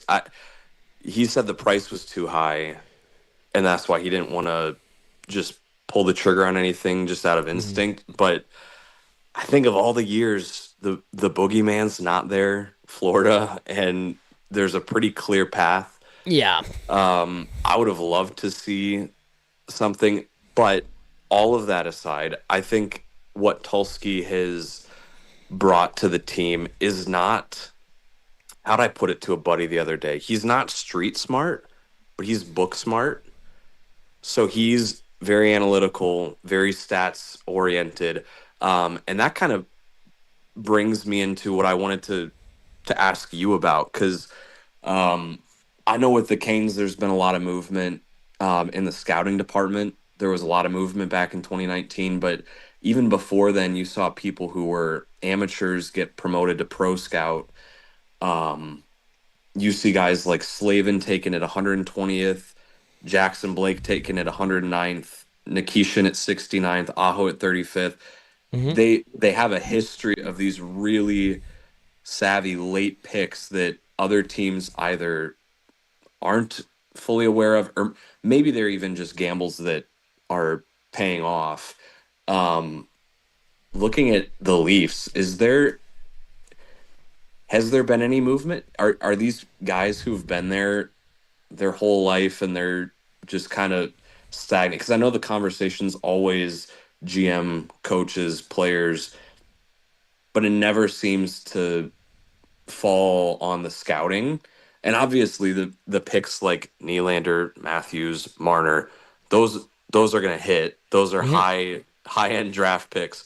But when it comes to the later rounds, the guys that you don't push into the show right away, the guys that they develop, they take time, and then injuries come about, or you move on from a guy, but you know somebody's waiting in the wing. What kind of history does the scouting team, if you will, for Toronto have should some of the attention be focused on them? Yeah, well, I would say part of that goes back to the Dubas era that I just kind of talked about before you jumped on. And it's, one, I don't think he gave them that many picks to work with. A lot of them would get traded away at deadlines, and I get it, they were trying to push their chips in, but you'd kind of do that, and then you'd sit there and get ready for the NHL draft, and you'd make 3 or 4 picks that year, and it was like, well, it makes it a little bit harder to hit on guys if you're limited in terms of what they are. You still do have to, but then that goes into the second conversation where it's like, the guys that you did pick didn't pan out. There's really not many guys here in Toronto that came from that Dubas group. And, I look at the guys who were drafted and developed. I think Joe Woll was part of that. So, sure, that one pans out. People can correct me if I'm wrong in terms of who was drafted by who, but I'm pretty sure Joe Woll came under that department. Obviously, the 3 that are here still in Matthews, Nylander, and Knies would have come under that department as well. Knies would have been a second-round pick, so that's obviously a good pick. But outside of that, there's not been any picks from rounds 3 to 7 who have creeped their way into the NHL for the Toronto Maple Leafs. Even the guys that you've picked up higher, as a matter of fact, haven't even found a way to make it into the Maple Leafs big club, into games with the big club here, really. They've all kind of just been around and moved on and been part of other organizations, or they just haven't worked out. They've not really stuck around and become staples. So that's a problem that has taken place. I know a lot of people want to put a lot of blame on Tree Living, and I think a lot of that is fair for what's happened with the group over the last 2 years. But I think some of it, and this isn't to defend the guy, but this is a combination or an amalgamation here of everything that's happened since Dubas got here. The picks that were traded away and the failure to hit on picks that they they just never came through. You just talked about guys that the Canes drafted late. Some of those guys would have come before Tulski, even before he came through. They had guys popping into the lineup throughout.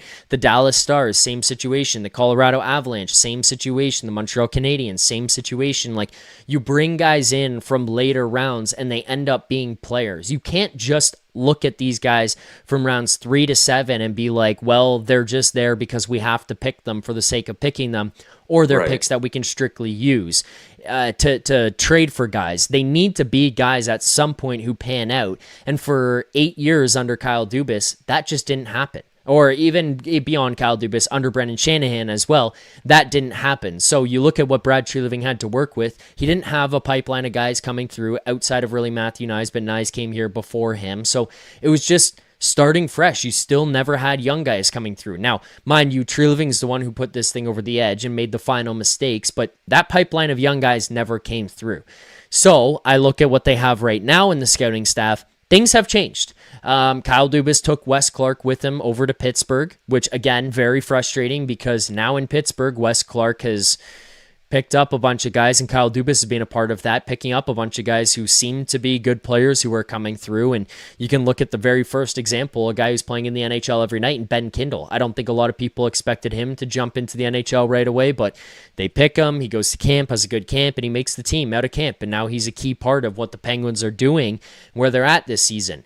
I think the Maple Leafs have done a better job under Treliving, which is shocking to say, and I think we might see some of these things pan out, like in the next couple of years. It might be kind of weird when we're sitting here, we're looking at a very different team, whether it's from the ownership or the GM or the coach or the players on this team, and say, wow, some of these guys were drafted by Brad Treliving's group. I look at your Easton Cowans. That was the first pick that they made when he was here. You can even start to look at your Harry Nancy's and your Tinas Luke Koblars and your Victor Johanssons that are potentially going to be coming through, Ben Danford. There's guys that they have that are supposed to be okay. Who knows what the hell they turn into, but they've seem to do well in the OHL, CHL, NCAA, wherever it is that they're playing. So it seems like they've got some guys coming through who could be okay. I don't know. Time will tell on those. But the one key piece to me to answer your question is they brought in Mark Leach. I talked about Dallas being a team that picked up a lot of guys, and obviously he's not the guy who was running everything. I think that was Joe McDonnell for the Dallas Stars, who's the head of amateur scouting. But Mark Leach is the guy who was a big part of that scouting in Dallas, who found a lot of those guys in later round picks. And now you kind of gotta hope that he can start to hit on some guys. And I think, to be honest with you, Canes fan, like, that's why I was so frustrated with this deadline. That's why I was so frustrated with the return on Bobby McMahon and the return on Scott Lawton and not moving off of other pieces, was you didn't give enough bullets to the chamber of Mark Leach as I hoped you would. It's not like those guys you're going to pick in later rounds are going to be guys who step in and make the NHL next season. I think that's really, really, really optimistic thinking to assume that a guy will just jump in out of the third, fourth, fifth round, whatever it may be, and will play. But you needed to give him a chance. You needed to load the arsenal and say, hey, dude, take as many picks as you can in rounds 2, 3, 4, 5, and see what we can reload. And I was underwhelmed, to say the least, on the Bobby McMahon trade, and I was pissed off about the Scott Lawton one. So I don't know if that answers your question. I kind of went everywhere on you on that answer, but I think that's just like a general coverage on the drafting and development of the organization and some of the changes that they have made to this point. Yeah, no, I think that's good. And really quickly to defend Dubas, I think all of his scouts were in the Sioux, so it's hard to really judge the guy. No, but yeah. Every player who came through here, the first thing you do, you go and look at their elite prospects or their hockey DB, and it's like, well, they from the Sioux, dad played in the Sioux, brother played in the Sioux, they played in the Sioux. Fit. Yeah, they all came through the Sioux one way or another. Yeah, and I guess to your point, looking for higher end draft picks, I almost think the point that you just made is kind of making the point that I was implying at, where when you have trustworthy scouting, proven scouting, those second rounders, third rounders, fourth rounders, those could turn into players. And I think oftentimes those picks get looked at as like collateral. It's like, I mean, we traded a fourth for Nick Delorier, who is on the team currently for the Hurricanes, will not play. We didn't play him tonight. We didn't play him on the road trip. He's probably going to get in against Tampa on Saturday. But I look at those sorts of draft picks, and you touched on it too, in saying, you know, a lot of people look at those as just kind of almost throwaway picks. But if you know what you're doing and you have a team around you who knows what they're doing, those could turn into players, maybe not this year or the next year, but 2 years down the road. And there's your depth scoring or your third line defensive minded center or your defense. Slavin, I still can't believe he was 120th overall, given his size and his talent in the NCAA. But anyways, I don't know. I think you kind of at least answered my question in the sense of there may be some reason to trust Tree Living going forward. Maybe not 4 more years, maybe not 3 more years, maybe give him another year at it. Because if these guys that he's brought in, guys and gals that he's brought in to scout, if they can do their job and, you know, find some diamonds in those later picks, that's really what I think can help turn an organization around. You can, I don't know, the top 10 picks are great, but you're only going to have so many of them, you know? Yeah, like you need to hit on other guys. That's the problem, and they just haven't. And it goes back before. Have they had picks to hit on those guys, or do they just trade them? Well, like, yeah, they have. I know you're saying that like kind of sarcastically, but like they have, like they've been there. They've had picks. That's the problem. Is just that every year we've gone into it as fans and kind of just being like, well, we don't have picks in rounds 1 and 2, so like now what? Now what do we do? I mean, the obvious one that's unfortunate, and I want to word this carefully, but the Amarov one is really unfortunate. Rest in peace, Rodi and Amarov. But that was the guy I think a lot of people thought, dude, this is a home run by Kyle Dubas on the draft pick. And health got in the way of that for Rodi and Amarov. And obviously we know that he ended up passing and dealing with something significant. But when that player was drafted, it was like the only one outside of really Matthew Knies and what he turned out to be that anybody looked at ever and was like, wow, this guy could be something. This guy could be a pick that, you really hit on, but it really never panned out for them. Now, I think that was even a first round pick, but outside of that, it was just like, I never saw a third, fourth, fifth, sixth, seventh round pick that the Maple Leafs drafted that would go into camp and you'd ever expect could make the team or make a push for anything. It never happened. The only 2 second rounders that I looked at was Matthew Knies and Fraser Minton. That's it. Those are the only 2 who have really worked our way into, I don't even want to say the Leafs lineup because one of them's not in the Leafs lineup right now, but those are the only 2 that really stand out that the Leafs drafted beyond the first round, and it just hasn't panned out. They've had opportunities, they just missed. Yeah, and I even look at, because I know a lot of people were pointing at Arizona and even Calgary with Tree Living saying that he's made no impact anywhere. But I'd be curious to go back and look at the players that were drafted under him, because now you see Utah in the playoffs, and I know Calgary's gone through their turmoil this year, but I think that was intended. They've made some good picks. I wonder if he had any hand in that or bring in the people who had a hand in that, but I think it goes beyond just the drafting.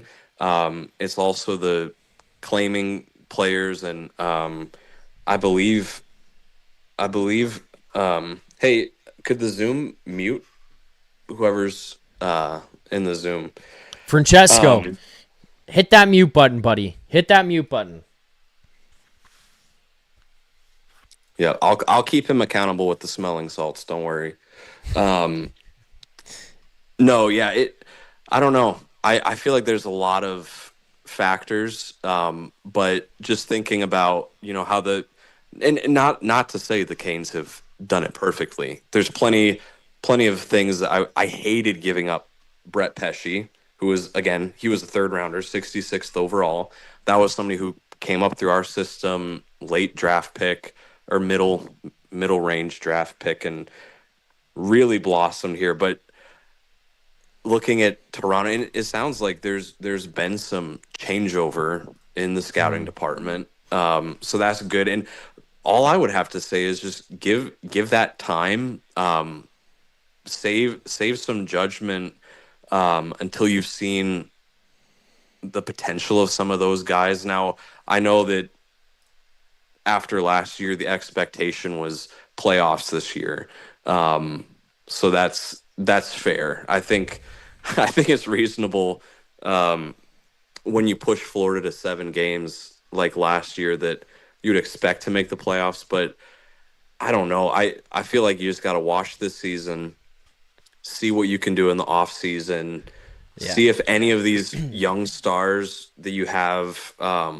Who is the guy that I saw his name in the chat 100 times? Is it Gruel? Yeah, Groulx, I think is what his name is. But I think it's Gru. I think it's Gru. Gru? Yeah. That's pretty sick. Yeah, just give those guys a chance. And I don't know. I think there's a lot of hope. Looking at the scouts for Toronto, I had it pulled up here a minute ago. There's like 22 of them or something crazy. I think Carolina has 12. So they definitely have their branches everywhere, if you will. But yeah, if there's new guys in there, I feel like maybe not for you, but for the fan base as a whole, just maybe give it a little time to see if these guys can do what they were brought in to do. Hey, you brought up the example of Marlowe, bringing in Marlowe for that Seth Jarvis pick. That was not the first time the Canes did that. By the way, a fun fact for you is, this would have been back, I think 2016, maybe 2015, summer of 2015. Canes brought in Brian Bickle, who signed a horrendous contract with Chicago Blackhawks. Canes brought in, I think, his $5 million, and Chicago threw in Teuvo Teravainen with it. So we ate the money and had Teravainen for a solid, I think, almost 10 years. So, yeah, and that was before Tulski's time. I think he may have been an assistant somewhere at that point. But no, I think, unfortunately, I think the GM takes most of the flack along with the coach and players. But there's a lot of pieces around those guys that, because their names aren't out there all the time in the press conferences, they kind of get overlooked maybe. So yeah, I thought maybe that was an interesting route to take you down tonight with the scouting. So I appreciate it. Yeah, well, look, the way you just brought up and the Marlowe stuff and that trade and everything, that's what I think a lot of Leafs fans, well, maybe not a lot, because I know that I'd brought up some stuff with, like, I think you've been here to see me do this. I brought up the idea of trading for Mangiapane, and the amount of people who I think were missing the point and being like, we don't want Mangiapane. Well, the point is not you're trying to get Andrew Mangiapane because you want Andrew Mangiapane. The point is that you're trying to get Andrew Mangiapane because you're trying to get Edmonton to give you back a first-round pick and a prospect and a third-round pick. And I'm not saying it all piles together into one trade for just Andrew Mangiapane, but now there's the deal where you send them Bobby McMahon and you take back Mangiapane and you eat half of McMahon's contract until the end of the year. But you needed to get creative. And I don't think Brad Treliving was interested in doing that. And I don't know if he's creative enough to do that as well. So that was what I think you needed to do. I think the Canes have done a pretty good job of that. I think a lot of teams have done a pretty good job of that, to be completely honest with you. And it just hasn't been the case. Like, it hasn't been the case here in Toronto where they've been willing to get creative from that side of things. And this was the year, more than any year ever, to do so. You're not going to make the playoffs. You've got a ton of cap space now. I think they're currently sitting at like $8 million in cap space going into the rest of this season. It's nice to have for next summer because you can open it up and make trades and whatever. But again, I don't trust Brad Treliving to be creative, and that's why I think you need somebody with outside of the box thinking more than what Brad Treliving has, and that is what scares me, honestly, Canes fan. Like, that's what gives me the heebie-jeebies about Treliving right now, is just that he doesn't have the ability to be creative.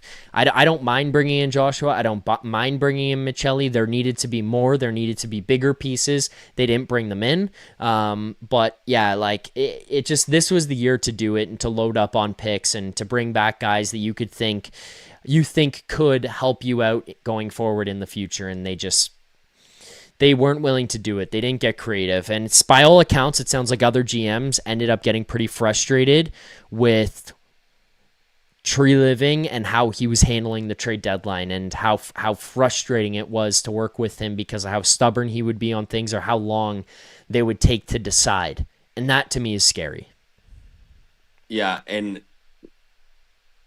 I look at the little win streak before the Olympic break and how consequential that was to this season for the Leafs, because you have all that time just sitting around, guys on vacation, and management doesn't know, should we sell or should we buy at the deadline? And they waited until those few games when they're back, because for all they knew, are you going to go on a 10-game win streak when you get back? Now you're in the playoffs, and who knows, just get there and anything can happen. Berube, of all people, would know that.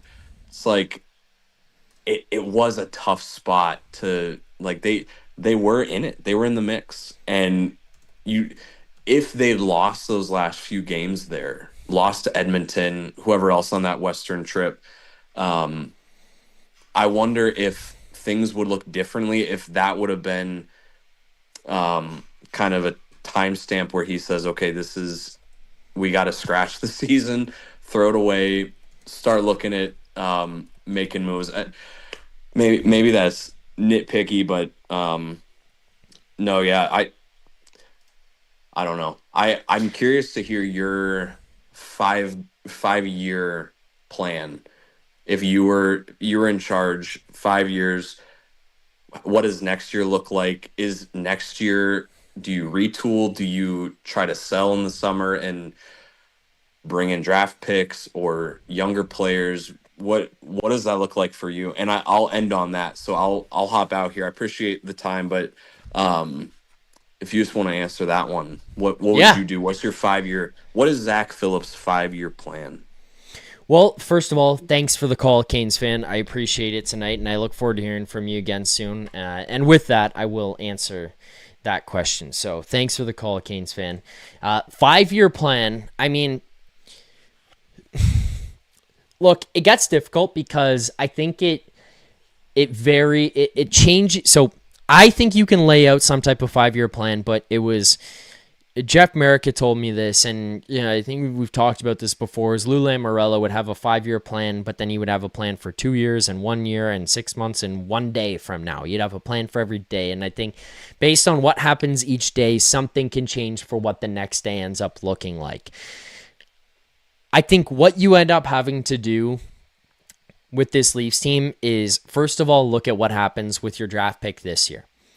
If you get a guy in the top 5, McKenna, Stenberg, Malhotra, Verhoff, whatever, whoever it is that you end up getting, if you get that guy, it can look very different, because what if that guy's ready to jump into the NHL next season? And if he's ready to jump in the NHL next season, without forcing it, your team could be in a different position. We keep talking about the need to get top 6 forwards and bring in top 6 talent.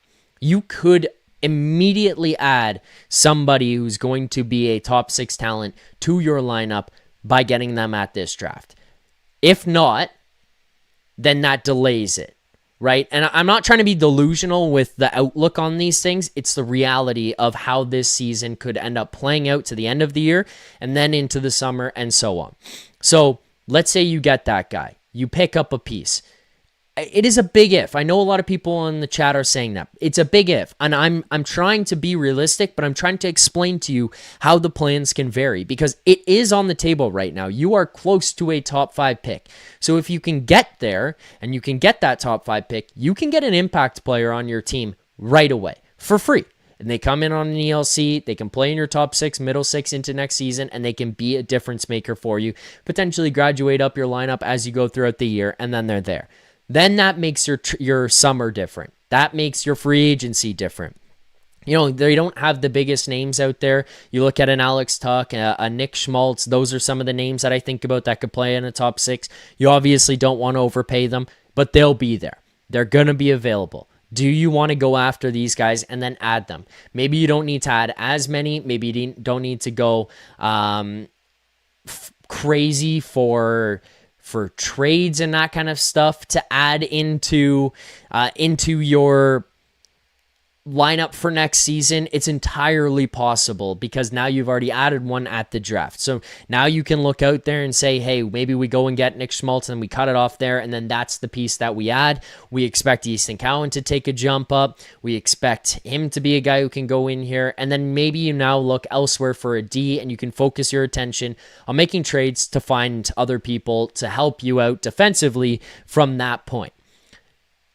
Then you go into next season. This is all under the guise of 1 year, one plan, one pathway. So you've got that pick. You go out and you add some pieces into the deadline, into the free agency period this year and into next season. If your team is better next year, your outlook is very different, because now you look at it probably of having 2 years to compete under Auston Matthews next season and the year after that. And it depends on how next season goes to the end of it, because if it flames out and ends poorly, maybe you end up looking to move on from Auston Matthews and changing how this thing looks going forward. Maybe you've got your pick, you move on from Auston Matthews, you've got William Nylander here for the next little bit. He'll become the older guy who sticks with the team.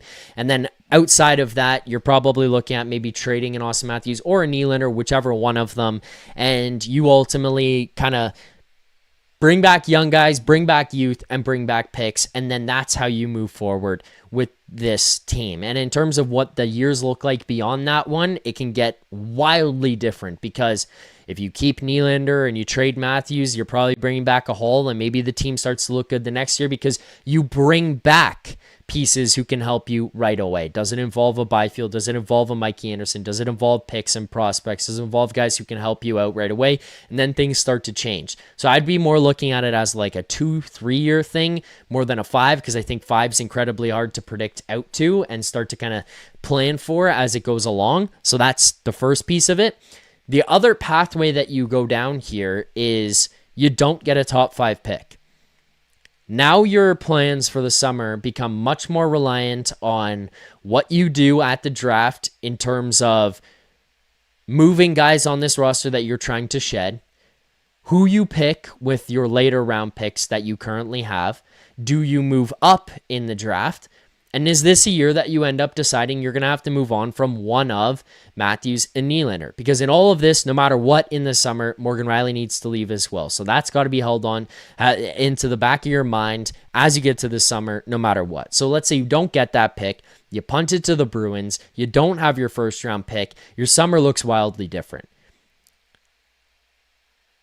Now outside of that, I think your pathway to getting better if you don't get a top 5 pick is much tougher. If next season doesn't go as planned and next season doesn't get on track, the year after that, you're having a very serious conversation with both guys, Matthews and Nylander. Matthews will have 1 year remaining on his deal, and you need to kind of approach that with, where are you at? Because if you're going to leave, we need to do this now kind of thing and start to move on from the player and bring back what you can right then and there, because the direction of this team is going to be drastically different. Even with your getting the top 5 pick and it not panning out this season, you may still have to have that conversation with Auston Matthews, but you might need to have it in a different sense where you say, we're going to change this thing. It's going to take a couple of years. We have to reset. We have to retool. We have to rebuild this thing from the ground up, especially if you don't get that top 5 pick. And now you're going to be looking to move on from Matthews, get back first round picks, get back players, get back prospects, all of that kind of stuff, and bring those kinds of things in. And your direction of the future and the organization over the next couple of years is drastically different. You're probably looking at a couple of years, no playoffs. You're probably looking at getting in and starting kind of back up where you are, where like the Habs are right now, where they're this young team who's just cracked in because they've got guys who come in here, did fit in and can make a difference. But it's very different pathways. So that's why it's kind of hard to project out, especially considering where you're sitting right now for me at this point. Francesco was going in and out the entire time. So if Francesco wants to join in and wants to call into the show, have at it. I'd love to hear from Francesco here tonight.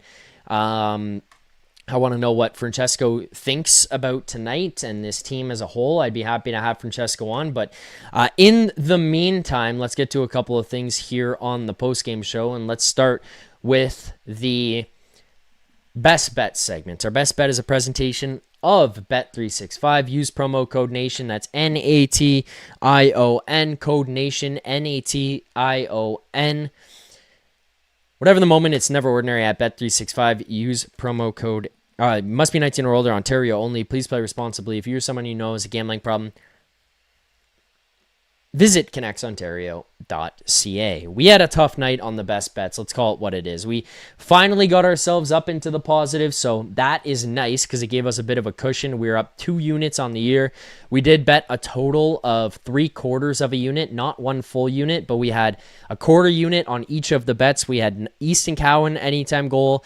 We had Josh Anderson anytime goal. We had Matthew Knies anytime goal. None of those 3 things come to fruition, so we end up losing on all 3 of those bets. That drops us 0.7 units on the year. It brings us to up 1.28 units total. That's $128 of profit this season, about $1,200 in profit dating back to last year. Hasn't been the best year for us, but I think a lot of that had to do with the Leafs stinking. And I mean, on top of that, just the one wicked stretch we had from I'm just looking at it right now, game 17 to game 30, we lost every single bet in that stretch. So time now to get ourselves back on right track, but we do lose all 3 bets here tonight in this one.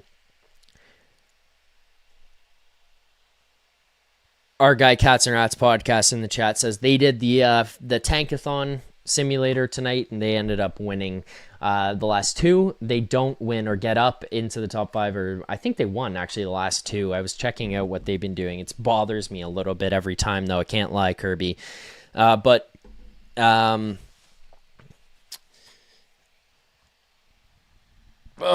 don't want to hear about the Panthers getting a top 5 pick. I don't. All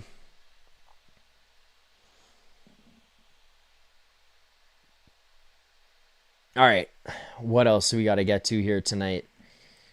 We hit all the smelling salts from the likes here on the stream. We're 20 likes away from the next smelling salts. I do owe you guys some more, so here's another smelling salts that I've got to get to you guys from owing you from before. Reminder, if anyone else wants to call in, the link is pinned at the top of the chat. But otherwise, we're going to continue to move on with the show here tonight. That was our best bet segment. With that, let's now get to the play of the game.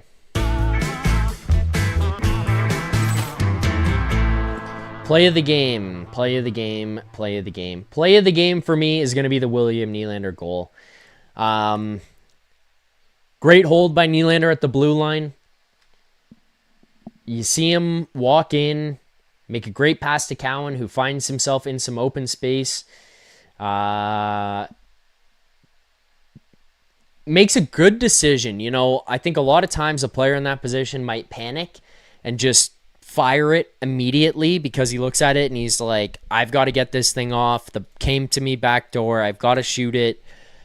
But where it ends up is kind of a little bit on his back foot and doesn't give him the cleanest opportunity to get a shot off. Dubas also gets across pretty quickly, makes really good reaction across to Easton Cowan, and rather than just firing it immediately, he holds on, moves the thing back across to Nylander. Kind of lucky that Dobson pretty much just gave up, on the play and just said, fuck it, I'm out of here, and doesn't really get back on Nylander, and then Nylander powers through. You know, as much as we talked about Knies not looking as great right now and Auston Matthews' play seeming to have dipped off, another guy who looked really good tonight was William Nylander. He was the one guy I noticed consistently throughout this game. You did see the adjustment get made by Berube where he put Cowan up onto that first line, gave him a bunch of looks with Matthews and Nylander. He took Domi off of Matthews' line, and I thought that line looked pretty good here, so that was fun to watch. Off the play of the game, which that's going to be my one, but off the play of the game, the other thing too is like, I thought Gru was good. I don't know what he's going to be going through the rest of this season. I find it unlikely he makes the team next year, but I thought he looked good tonight. He looked hungry. Obviously, it's his first game, so he wants to prove something, but created a couple of opportunities, made that one really nice play where I believe it was Dobson that he actually ended up walking through and got a chance inside on Dubas. Made a real nice play there.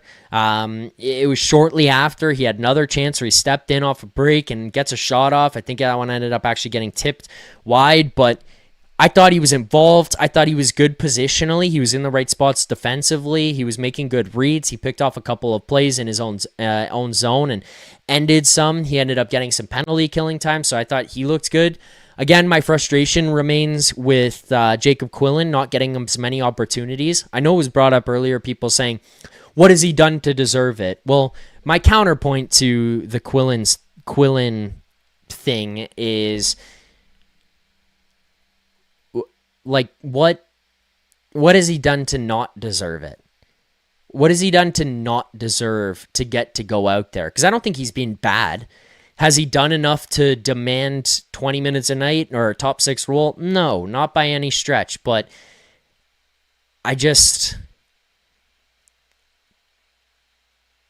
I don't know why you wouldn't just play him more and see what he's got. He's a young guy. Like, let's see what he can do. Let's give him a chance to learn and make mistakes here, because it doesn't matter. Like, the games just don't matter right now. So who cares?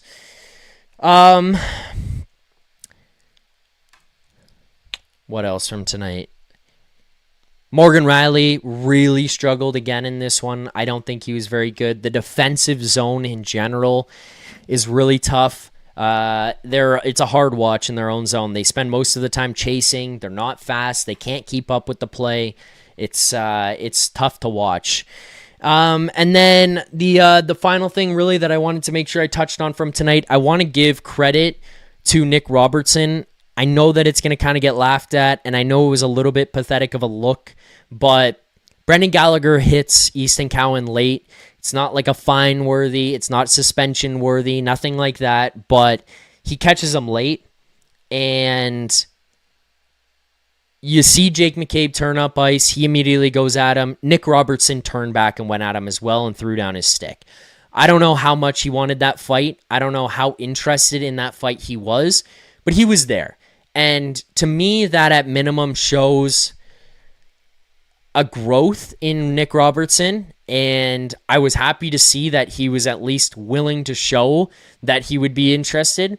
The amount of times that we've talked about Matthews and Nylander and Tavares and Marner and wanting them to be a guy who would at least show it, it just never happened. I'll never get two images out of my head. One is Auston Matthews with Ben Sherratt ragdolling him, and the other one is Mitch Marner at the end of the game when Matthew Tkachuk was ragdolling him in the first series against Florida, and he's just shaking him and laughing in his face, and Marner's laughing back, and it's like, it doesn't work like that because you're not going to do anything. Tkachuk doing that is much scarier than you doing that. You're not touching the guy. You're not grabbing the guy.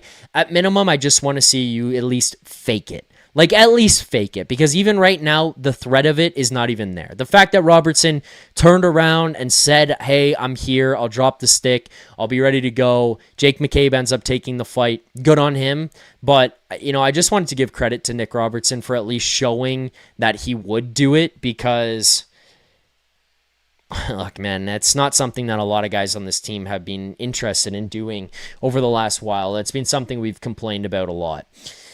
All right, let's go to, we got two segments here now to close out the show each night. So, I want to get to this one before we wrap things up. Let's go to the, Tankathon page.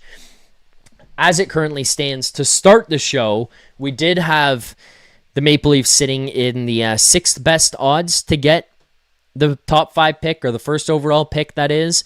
They have since moved down to the 7th. The Winnipeg Jets have surpassed them and are now currently sitting at 6 themselves. So we'll run the Tankathon and see what happens for the Maple Leafs. I'm going to start doing it with the mock draft on screen. I think that's a little bit more fun for people here as well. Just to see who the players are, get familiar with those guys as we get to the end of the season, and who you could potentially pick. So let's get to the lottery here. The Maple Leafs currently sit with the 7th best odds to get the first overall pick. Above them, the Winnipeg Jets, the St. Louis Blues, the Chicago Blackhawks, the New York Rangers, the Calgary Flames, the Vancouver Canucks. I think at this point, you're probably looking at the Vancouver Canucks and saying you're too far out of reach. But you know what? The Jets, the Blues, I think it's possible. I think that they could do it. So, with that, let's get to the 2026 NHL Draft Lottery. Ladies and gentlemen, boys and girls, people of all ages, one sim, everybody knows the rules. Let's run it. The Maple Leafs drop one spot to 8th. The fucking Florida Panthers pick first overall and take Gavin McKenna at the NHL entry draft. They move up 10 goddamn fucking spots to first overall pick. Stenberg, drafted by the Rangers, who move up 2. The Canucks drop 2. Nate pick Keaton Verhoff. The Maple Leafs give their pick to the Boston Bruins. Daxon Rudolph, you are a Boston Bruin. For fuck's sake. The Florida Panthers, of all teams. What a way to end the show. What a way to end the show. Grade of the game, I think, is honestly an A+. You lost in reg, no points. I like that the kids got to play.